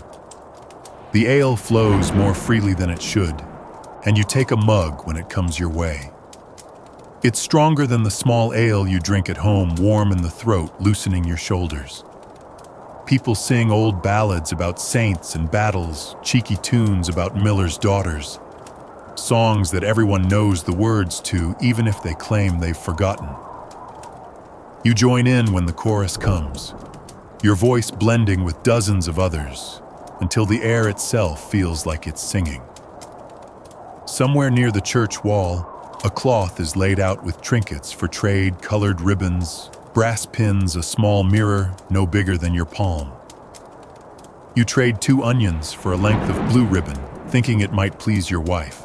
She's across the green now, talking with Mira, her cheeks pink from laughter. You catch her eye and hold up the ribbon. She shakes her head, smiling, but you see the way she fingers her hair, as if imagining it tied there. The afternoon drifts into evening without anyone noticing. The fiddler plays slower now, the dance is gentler. Children doze on their parents' laps, sticky from honey and dirt. The pig is nothing but bones on a platter, and someone's wrapped them to make broth tomorrow. You sit on the grass, the mug warm in your hand, and watch the last of the sunlight slide off the thatched roofs. The air cools, but no one moves to leave. For once, the urgency that hangs over every other day, harvest, mending, tending, seems to have lifted. Even the reeve leans back on his elbows, eyes half closed, humming along with the tune. A fringe tidbit slips into your mind from something the priest once said. Festivals, he claimed, keep the devil from taking too much interest in idle hearts. You're not sure if it's theology or just an excuse for the ale bench, but either way, you believe in the value of this pause. As the stars prick the sky, torches are lit, their flames flickering gold on faces still smiling. A final dance forms a slow circle where hands link and feet move in time with the drum. You join, feeling the pressure of warm fingers on either side, the sway of the group as one body. The music winds down until there's only the beat of the drum, then that too fades, leaving the night full of quiet voices and the faint crackle of dying fires. When it's truly over, you walk home in the cool dark, the ribbon in your pocket, the taste of honey still on your tongue, and the rare, strange lightness of a day that belonged to joy instead of toil. Tomorrow the fields will be waiting, the mud, the tools, the aches, but tonight you carry the sound of fiddles in your head, and it makes the road feel shorter. At your hut, you hang the ribbon on a peg where the morning light will find it. Your wife runs her fingers over it as she passes, saying nothing. You bank the fire, stretch out on the straw, and close your eyes. For once, sleep comes quickly, not from exhaustion, but from the gentle weight of a day that asked nothing of you but to live it. You first hear it in the low murmur at the ale bench, men leaning closer, speaking just softly enough to make everyone else lean in. They say the king's men are marching north, someone says. 2 valleys over already. A little shiver runs through the green. Rumors of war travel faster than peddlers carried on the backs of traders, priests, and the occasional stranger with mud on his boots and a nervous look over his shoulder. This one has been gathering weight for days. A quarrel between lords has flared into something bigger, and the fighting is spilling across the countryside like a tipped bucket. You don't know if it will reach here. You hope not. But hope doesn't plow a field or guard a granary. In your world, when armed men come, they take what they need. Grain animals, sometimes men to fight, sometimes women to serve. They don't ask. By mid-morning, the talk has spread to the well. Mira stands with her buckets, shaking her head. They'll want horses, even the old ones, she says. Oswin, lugging his own pails, adds, and if they don't get those, they'll take oxen, or anything that walks on 4 legs. You look down the lane at your cow, chewing contentedly in her pen, and feel a knot tighten in your stomach. Historians still argue whether medieval villagers dreaded war more for the bloodshed or the disruption. You know the answer is both, but disruption lasts longer. Blood dries. An empty storehouse stays empty. That afternoon, a peddler comes through his cart lighter than usual. He's heard about skirmishes on the road to the next town. Best keep your heads down, he warns. And if you've got anything you don't want carried off, hide it before they arrive. The advice spreads quickly. By evening, you see neighbors moving sacks into root cellars, leading animals into the woods, tucking small valuables under loose floorboards. You take stock of your own stores, 3 sacks of barley, the better hoe, the leather flask you bought last year. The cow can't be hidden easily, but you can move the grain. You and your wife work quietly, carrying it to the shed behind the hedge and covering it with last season's hay. The hoe you hang inside the chimney out of sight. A quirky tidbit you once overheard from an old soldier: some villages scattered dung around the edge of their best fields before troops pass through, hoping the smell will keep men from trampling the crops. You consider it then, decide you'd rather not spend tomorrow spreading manure in the rain unless you must. That night, the air feels heavier. You lie on the straw tick, listening for sounds beyond the usual dogs barking in alarm. The creak of wagon wheels, the clink of metal. You hear nothing but the wind sighing through the thatch, yet you can't sleep deeply. The next day passes with no sign of soldiers, but the talk doesn't stop. Oswin tells you he's heard the Reeve might demand a levy, 1 able-bodied man from every 5 households to join the Lord's forces. If that happens, he says they'll pull us from the fields right when the harvest's ready. You both know what that means. Crops left standing, food rotting where it grows hunger later. By midday, the priest mentions the war in his sermon, asking everyone to pray for peace. His voice is steady, but you notice he's already locked the church's small chest of silver. The lock looks newer than last week. In the afternoon, a boy runs into the lane, shouting that a troop has been seen by the river, crossing 30 men, maybe more. People spill from their huts, craning for a glimpse. You climb the small rise near the edge of the village. In the distance, you see them, a dark line moving steadily along the far bank, the sun glinting off helmets and spear tips. They don't cross. Not today. The troop keeps to the road, the sound of hoofbeats faint under the rustle of wind in the reeds. But the sight is enough to fix the fear in everyone's minds. That evening, you meet with Oswin and 2 other neighbors by the well. Quietly, you agree to keep watch in turns for the next week. One man at the east end, one at the west, from sunset until the moon is high. It's not much, but it's something. Your wife says little at supper, though you see her glance toward the cow more than once. You promise her you'll move the animal into the woods if you hear soldiers are coming. It's a poor promise. Oxen are slow to hide, and soldiers are fast to take, but it's the only comfort you can give. As the fire dies, you feel the dried toad in your belt pouch. You think about charms against illness, against bad weather, against envy. You wish there were one against war. The next morning, the village wakes to silence. No troop, no dust on the road. Just the normal sounds, the cluck of hens, the creak of the well rope, the distant bark of a dog. But no one relaxes.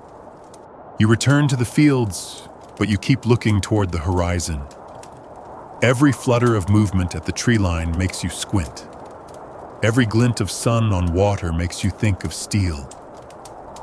You know life can turn in a heartbeat here. You've seen it happen with weather, with plague, with accident. War is no different, just another force beyond your control, one more master to serve if it decides to come knocking. Until then, you bend your back to the furrow and keep the rhythm steady. Because the work must be done whether the road stays empty or fills with the sound of marching feet. And if it comes, you'll do what peasants have always done. Hide what you can endure, what you must, and hope the next season still finds you here to tell the tale. You wake to a knock that doesn't belong to morning, no friendly rhythm, no neighbor's apology wrapped in wood. 3 crisp raps, a pause, 3 more. It's the sound of ink making decisions about your life. You open the door and find the manor steward with 2 servants behind him, one holding a board with a sheet of parchment pinned flat, the other hugging a string of wax seals like a necklace of red berries. The steward smiles in the way a blade smiles when it catches dawn. By order of his lordship, he says, voice smooth as tallow, there's to be a rationalization of holdings, for the good of efficiency. Your stomach understands before your ears do. Efficiency means you. He steps inside without waiting, glances past your hearth, past the hook where your scythe hangs, past the little bag where your dried toad sleeps like a grumpy saint. Your strips along the north furlong, he continues, are to be exchanged. Consolidation. Neater boundaries, fewer disputes. You'll receive equivalent acreage nearer the marsh. He says nearer the marsh like a compliment. You think knee-deep in October and keep your mouth shut. Historians still argue whether these reorganizations today, you'd call it enclosure light. Tomorrow it'll have teeth were rare repairs to a messy map or common ways to favor friends. In your lane, the debate is simple. If a lord wants tidy lines, your furrows will learn to stand straighter, even if they drown doing it. You ask to see the parchment. He turns the board so you can admire your recent past in ink. Your name is there, spelled a little creatively next to thin rectangles that used to be the shape of your year. The steward's quill taps one rectangle. A wax seal kisses another. Equivalent, he says again, as if the word were a shovel that can move water uphill. You picture the north strips, your straight furrows, the place you learned to whistle barley, where the soil smells dark and friendly after rain. And then you picture the marsh, which smells like secrets and boots that don't come home. He hands you a tally stick, notch cut for receipt of notice. Not a gift, not a request, just proof you heard the news that will spend your sweat differently. You turn it in your palm. The wood is warm from his pocket. You want to snap it and watch his eyebrows rise, but wood is useful and spite is not food.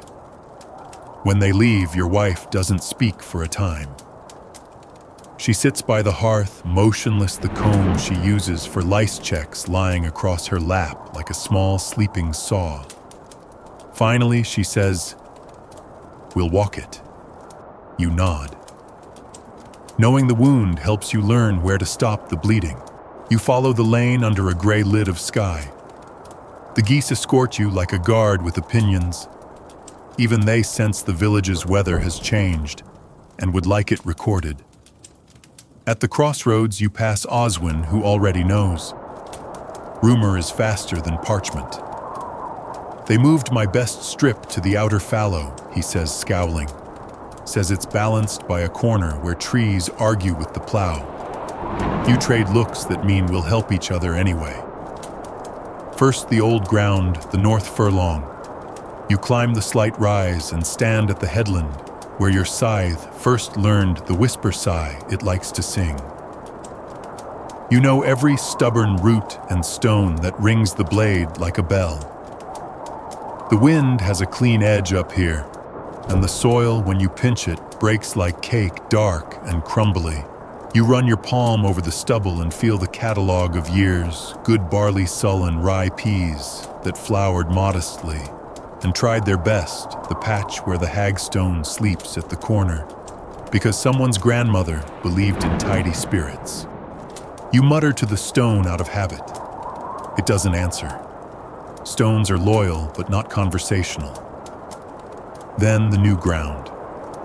You drop toward the marsh where the land exhales a slow, sweet rot, and every step edits your boot into a heavier book.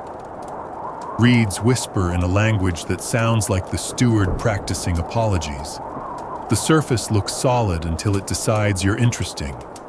Then it rearranges itself around your ankle. You prod with your spade.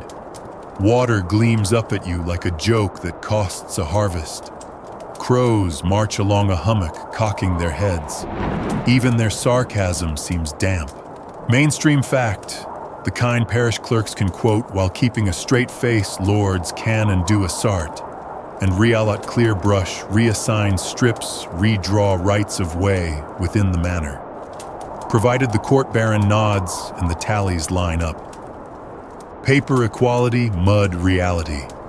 Your tally stick suddenly feels like a twig in a storm. You test the edge of the reassigned strip. There's grass, yes, and places where the soil has a promising black slickness if the water would kindly choose a different hobby. You dig a test trench and watch it fill with shiny new failure. You hear your own voice, too calm, we can ditch it. Raise beds, lay brush, then soil. Your wife nods. She's already counting bundles of faggots in her head, measuring the distance to the good coppice, tallying favors, owed Oswin's rope, Mira's brother, with the stout cart, the smith's spare shovel. In the margin of your mind, the small ale ledger asks what it will cost to keep those favors oiled. On the walk back, every landmark is suddenly a witness. The church's cold stones, the tithe barn's ribbed shadow, the market green with its stocks, hello silent friend, the well where people will pretend not to look. You imagine standing there tomorrow with your bucket hearing, near the marsh, spoken in the tone reserved for condolences and interesting misfortunes. You don't wait for tomorrow, you begin today. First tools, the spade that likes your hands, the mattock that never learned moderation, the rake that remembers better summers. You tie the hem of your tunic up with a straw rope and wade back to the edge where good sense becomes a puddle. Oswin appears with his own spade, not invited, not needing to be. He says, if we make the ditch wide enough to float the steward, we call it a moat. You snort, which counts as a joke.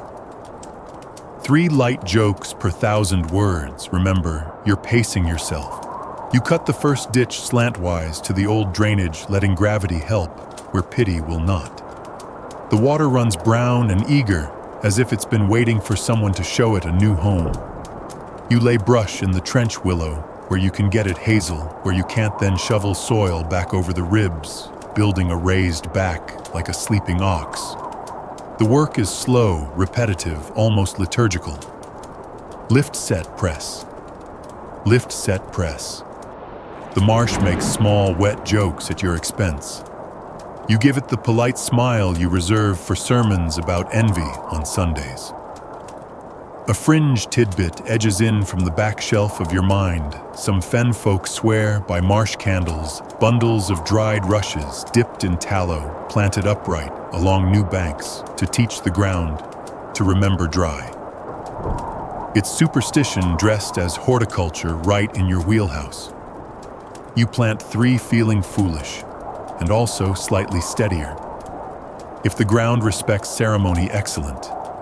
If not, the ducks will enjoy the decor. By noon, your boots have achieved the saturated wisdom of old sponges, but the first bed holds shape. You press a palm to its surface and feel under the skin of mud a firmness that might become memory. Your wife brings bread, still bread, always bread, and a flask of small ale. You eat with your feet in the reeds, and for a minute the sun fights through the cloud lid, turns each droplet to a bright lie, and you almost believe the steward's word equivalent might grow into truth with enough ditches. Historians still argue you say to Oswin between chews whether the village lost more to Lord's whims or to weather. He grunts. Weather doesn't drink your ale and call it rent. You toast that quietly because the geese are listening. Afternoon brings help you didn't ask for and absolutely needed. Mira arrives with a bundle of brush and a gossip packet tied to the top. The smith says he found old hurdles behind the shed, she reports, which is to say, no questions. A boy you've only ever seen juggling apples turns up with a coil of cord, and the awkward strength of someone deciding what sort of man he wants to be. The dog that despises Rosemary supervises from a dry clump and sneezes disapproval at your marsh candles. Community accounting scribbles in the air this hour for that basket, that cart for tomorrow's lift, a wheel mended for a fence, straighten debt and gratitude, taking turns being older siblings. By dusk, you've raised 3 beds and persuaded Water to consider other lodgings. Your hands are lineated with fine cuts. Your back writes its usual editorial. You stand on the highest rib and watch the ditch glimmer like a crooked necklace. A heron lifts from the far side, all knees and disdain, and you bow. Share nicely, you tell it. It does not commit. Back home, you set the scythe aside and reach for the whetstone, because routine is a rope you can climb out of bad days with. The peat fire sulks less than usual. Maybe the marsh offered it a role model. You tell your wife about the moment the water first moved, how it felt like bargaining with a stubborn saint and winning a small clause. She listens, then brings the bone comb to check your scalp for lice, yes, but also because touch is an audit of the day that numbers can't pass. The comb clicks. The fire breathes. The hut smells of onion and wet leather. You remember Sunday's pillar against your brow and think stone, wood, mud, 3 counselors, none fluent in mercy. Before sleep, you take the hagstone from the old furlong, the one you muttered to, and carry it to the marsh edge. You set it at the corner of the highest bed, press it down until the hole looks east. New duty, you tell it. Same prayer. If stones keep ledgers, you hope they write in ink that doesn't run. Lying on the straw tick, you practice tomorrow's jokes in your head, because humor is cheaper than salt and almost as preserving. One about the steward and boots. One about the geese applying to be surveyors. One about how equivalent is just different with a hat. Sleep comes in slow, marshy steps, squelching once, then settling. In the morning, the ditch will still need widening. The beds will still need brush ribs and patience. The steward will still have a face like wax that forgot how to melt. But the water will remember the path you cut, and your hands will remember the way the spade fit when you decided not to drown. A lord's whim changes everything. Your answer is the slow grammar of ditches, the stubborn syntax of raised ground. and the small ale toast you'll make when the first barley head nods on a bed that should have swallowed you and did not. You feel it first in the morning, in that quiet second between sleep and the rooster's accusation. Your body does a quick inventory and files a protest. The shoulders right in still stiff. The knees respond sand in the hinges. The back, eloquent as ever, drafts a complaint in 3 paragraphs and a footnote. You roll to sit up, and the straw crackles like old parchment under you. Old age comes early here, not at 60, not even at 50. It comes the moment your work outpaces your healing, and it stays. You're not ancient. By the calendar, you're what, late 30s, early 40s, but the mirror in the wash bowl tells a different truth, one carved by sun wind and the habitual squint of someone trying to read the weather on a far hedgerow. There's more gray in your beard than there used to be, more brown in your nails than you'd like, and a constellation of scars along your hands that could map the lane from memory. You rub your eyes, and your fingers meet that ridge on your brow, where last year's ladder argued with gravity and won. You stand carefully so the knees don't file a second protest. The ache isn't dramatic. It's the slow music you live by. Historians still argue whether medieval peasants' bodies truly wore out younger than ours, or whether we moderns underestimate how strong chronically worked muscles can be. You suspect both can be true. The frame toughens. The joints keep the receipts. At the hearth, the kettle mutters, and you ease onto the stool your father made, the one with the wobble you never fixed, because the wobble is part of the chair's biography. Your wife passes you a cup of small ale. You hold it between your palms, letting the faint warmth press into your fingers. Remember when your hands were so quick they could catch a falling knife by the handle? Now, if a spoon leaps from the table, you salute it on its flight and negotiate after landing. The children are up, all elbows and laughter, and you feel a tug in your chest, both tender and tired. They move like birds, light-footed, ready to spend a day's energy in an hour and then ask for more. You envy it and bless it, and sometimes wish you could borrow a thimbleful. When the smallest one leans into your knee, it sings a low, private chord you've learned to breathe through. You ruffle her hair, and she grins, and the chord turns warm. You step outside, and the morning cool wraps your joints in a shruggable shawl. The lane has that pale, polished mud, gets after a night of wind, dried on top, treachery underneath. You plant your staff, carefully, yes, staff. You started carrying one after the last sprained ankle, and calling it a walking stick made it feel like a tool instead of an admission. Oswin called it field wisdom. You decided to like that. In the pen, the cow flicks her tail and gives you the long-suffering look she reserves for mornings you move slow. You whisper apologies and set to milking. Your grip is steady if slower. The bucket sings a lighter rhythm now, a little less pressure, a little more rest. The milk foams anyway, because the cow is forgiving, and your hands remember how to be useful even when they complain. You swallow a chuckle as a familiar itch stirs behind your ear. Ah yes, our old roommates. You scratch gently. Lice have no respect for seniority. Neither do geese. Your favorite feathered auditor stalks past the gate with the same prehistoric disgust it wore when you were 20. Some hierarchies are timeless. On the way to your strip beyond the north ditch, yes, the replacement strip, the spongy one, you keep your eyes on the ground. Roots reach up like questions. You plant the staff, lift, place, lift, place. You hum that barley-keeping tune under your breath and catch yourself smiling. The last time you whistled it, you attracted cats and management. Now the tune keeps your pace even and your breath regular, and the cats have learned you don't drop sausages on purpose. On the field's edge, you pause to let your back loosen.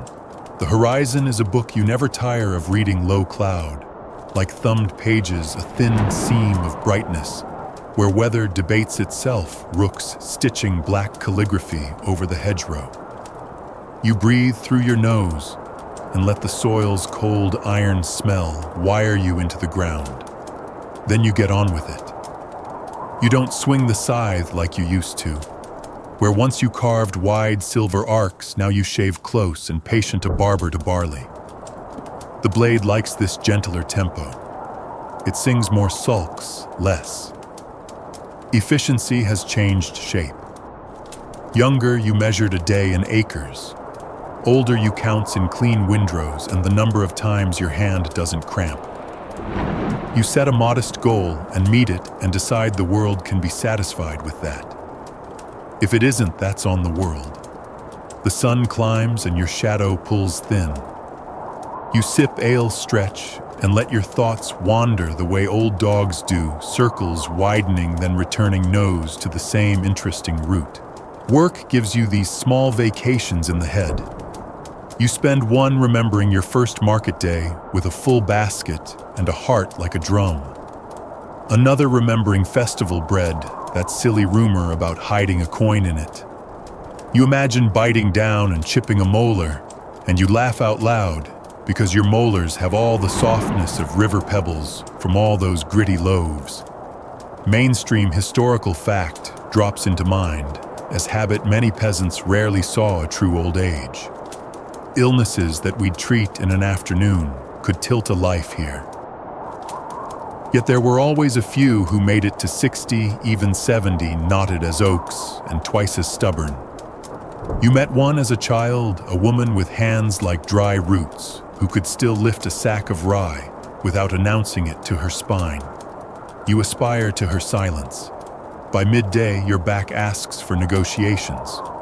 You agree a sit on the field-edge stone, a heel of bread, a slice of onion, a bit of cheese if the week is generous.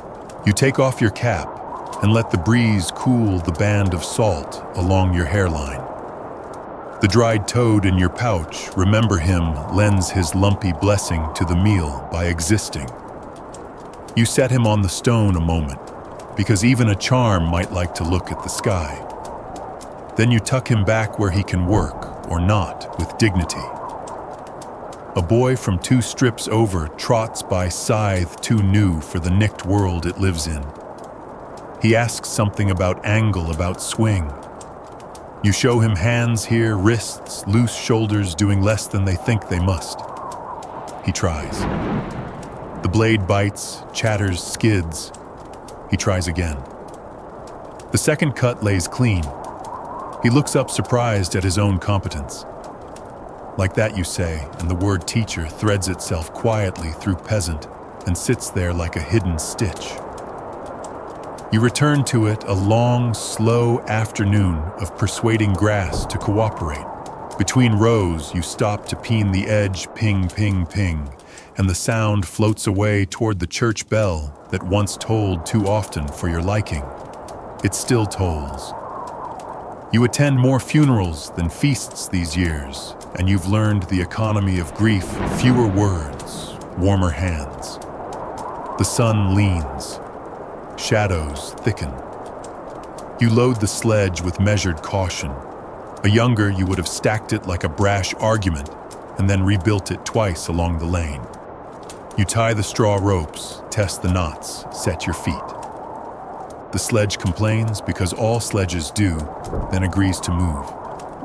On the track, a rut catches the runner. You stop, breathe, adjust, breathe again, and the load obeys. Your patience has more teeth than your temper these days.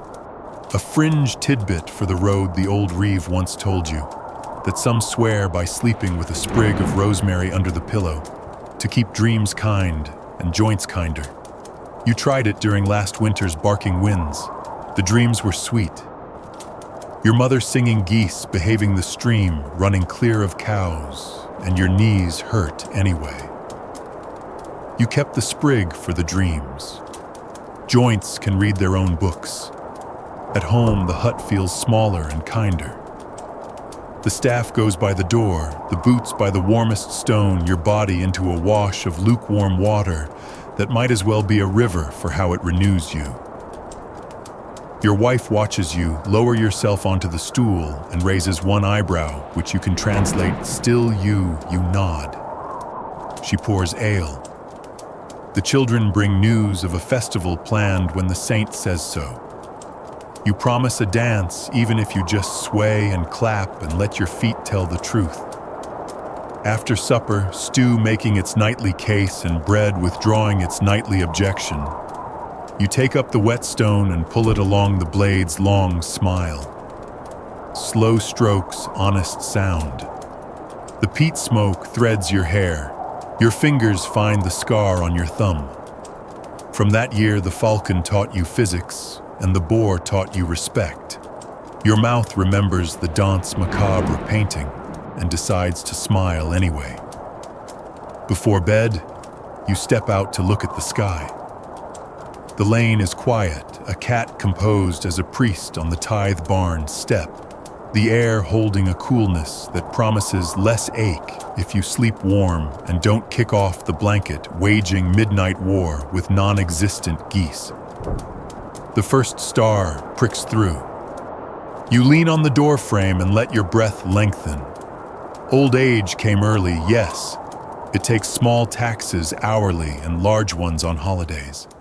But it also brings you a ledger you write with different ink. You count not just furrows and sacks, but the boy's clean second cut. Mira's saved loaf in a hard season, Oswin's laugh on festival night. The way your wife's hand finds yours under the blanket without either of you looking. You count the days your body still does what you ask, and you learn to ask kindly. Inside, the straw tick whispers. You lower yourself careful as a man carrying a bowl too full. The hut settles. The cow breathes. The chickens mutter their bedtime gossip. Your back writes one more complaint, and for once doesn't demand you read it. You close your eyes and let the world dim with you. Tomorrow the mud and the wheat and the sky will need your hands again. You'll give them what you can at the speed you can with the humor you can still afford. Somewhere under your pillow, rosemary pretends to be medicine and is in its way. Somewhere in your pouch, a toad plays guardian or paperweight. You've stopped needing to decide which. Your staff leans by the door like a promise you intend to keep steady, then steadier.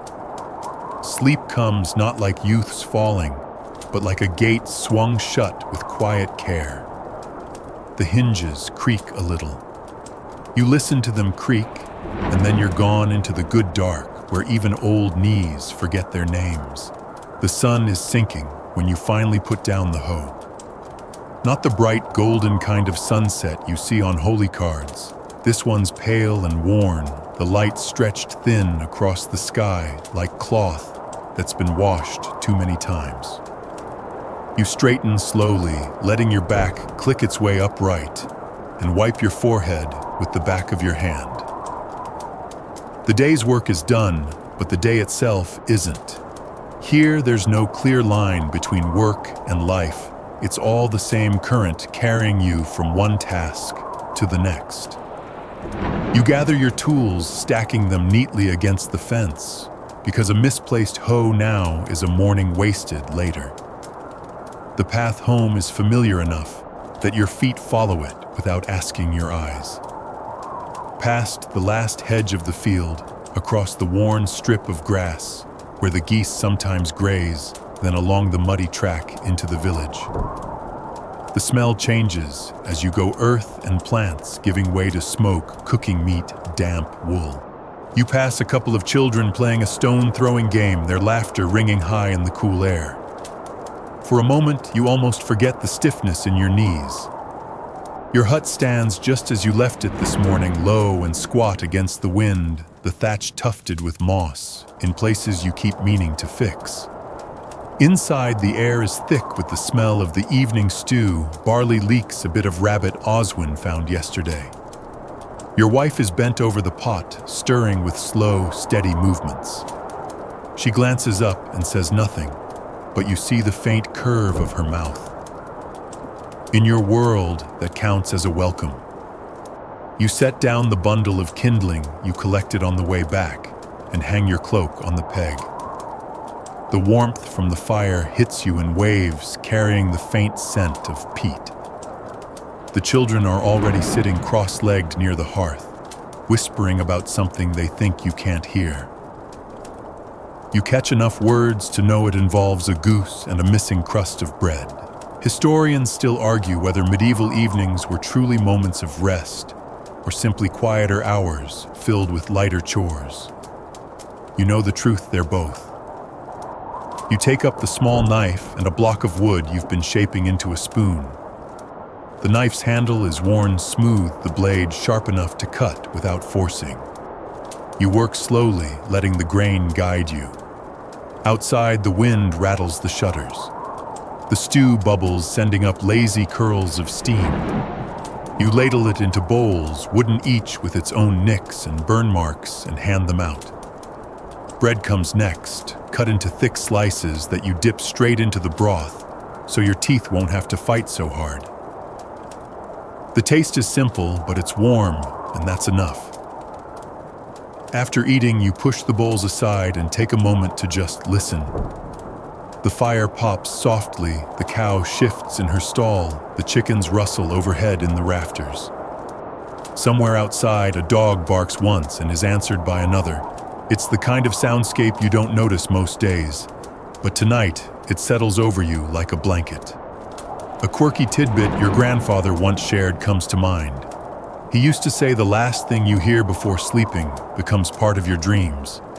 He swore he could shape his nights by choosing the right sound wind through the trees, for calm the rush of the stream, for energy, the soft clucking of hens, for good fortune. You've never tested it on purpose, but tonight you wonder what the crackle of peat and the muffled talk of your family might turn into in your sleep. The children drift toward their corner, curling up together on the straw tick. Your wife mends a tear in her shift by the light of the fire, the needle flashing briefly before disappearing into the cloth. You sharpen your knife, not because it needs it urgently, but because the slow scrape of metal on stone feels like a good way to let the day drain out of your bones. Outside, the last of the light fades completely, and the hut becomes its own small world. The only glow is from the hearth, flickering against the walls, painting everything in shades of gold and shadow. You think about the morning, how it will come whether you want it to or not.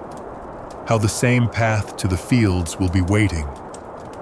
How your hands will find the hoe before your eyes are even fully open. You also think about the year behind you. The mud seasons, the market days, the funerals, the festivals, the knocks from the tacksman and the reeve, the whispers of war, the smell of rot in the fields, the sound of the bell for plague. And yet here you are, still breathing, still eating, still shaping wood into a spoon, because tomorrow someone will need one. In a life where so much is taken from you, time, labor, land, you hold on to these small things. A sharp knife, a full belly for one night, a wife's quiet glance over the pot, the sound of your children's breathing as they slip into dreams. By the time you bank the fire for the night, the hut is warm enough that you can almost believe the frost won't creep in by morning. You lie down on the straw tick, pulling the blanket over your shoulders. Your wife settles beside you, her back warm against yours. Historians still argue whether medieval peasants went to bed early because of the lack of light or because of sheer exhaustion. You know the answer. The darkness is just an excuse. The real reason is that your body simply can't go any further. As you close your eyes, you feel the weight of the day slide away, replaced by the slow, deep pull of sleep. The sounds of the hut fold into your mind, the fire's last sigh, the wind fingering the thatch, the steady rhythm of breathing all around you. And then there's nothing, just the dark and the quiet, until the rooster calls you back to the same life tomorrow. So here we are at the edge of the day, the fire low, the night stretching out like a road with no hurry in it. You've walked with me through every knock, every muddy lane, every meal of bread and broth. You've felt the weight of the hoe, the bite of the wind, the drag of a winter that doesn't care how hard you've worked. And yet, you've also stood in the green on festival day, danced by torchlight, laughed over a shared mug of ale, and found a kind of comfort in the smell of peat smoke curling up into the rafters. The truth is, life here was never soft, but it wasn't without its small mercies. A dry pair of socks by the hearth. The quiet after the church bell stops ringing. The sight of your own field, no matter how small, turning green again in the spring. Those things matter because they remind you that even in the leanest years, the world can still give something back. So let the tools rest for tonight. Let the geese keep their gossip until morning. Pull the blanket a little higher, and let the wind be nothing more than a lullaby against the thatch. The work will wait, it always does. And when the rooster calls, you'll answer just as you always have. For now, breathe in the warmth, slow and deep. Feel your hands loosen, your shoulders settle. Outside the fields are dark and still. Inside the fire holds its last glow, the air soft with the smell of wood and wool. Tomorrow will come soon enough. But tonight you've earned the quiet. Sleep well. End of script. Sweet dreams.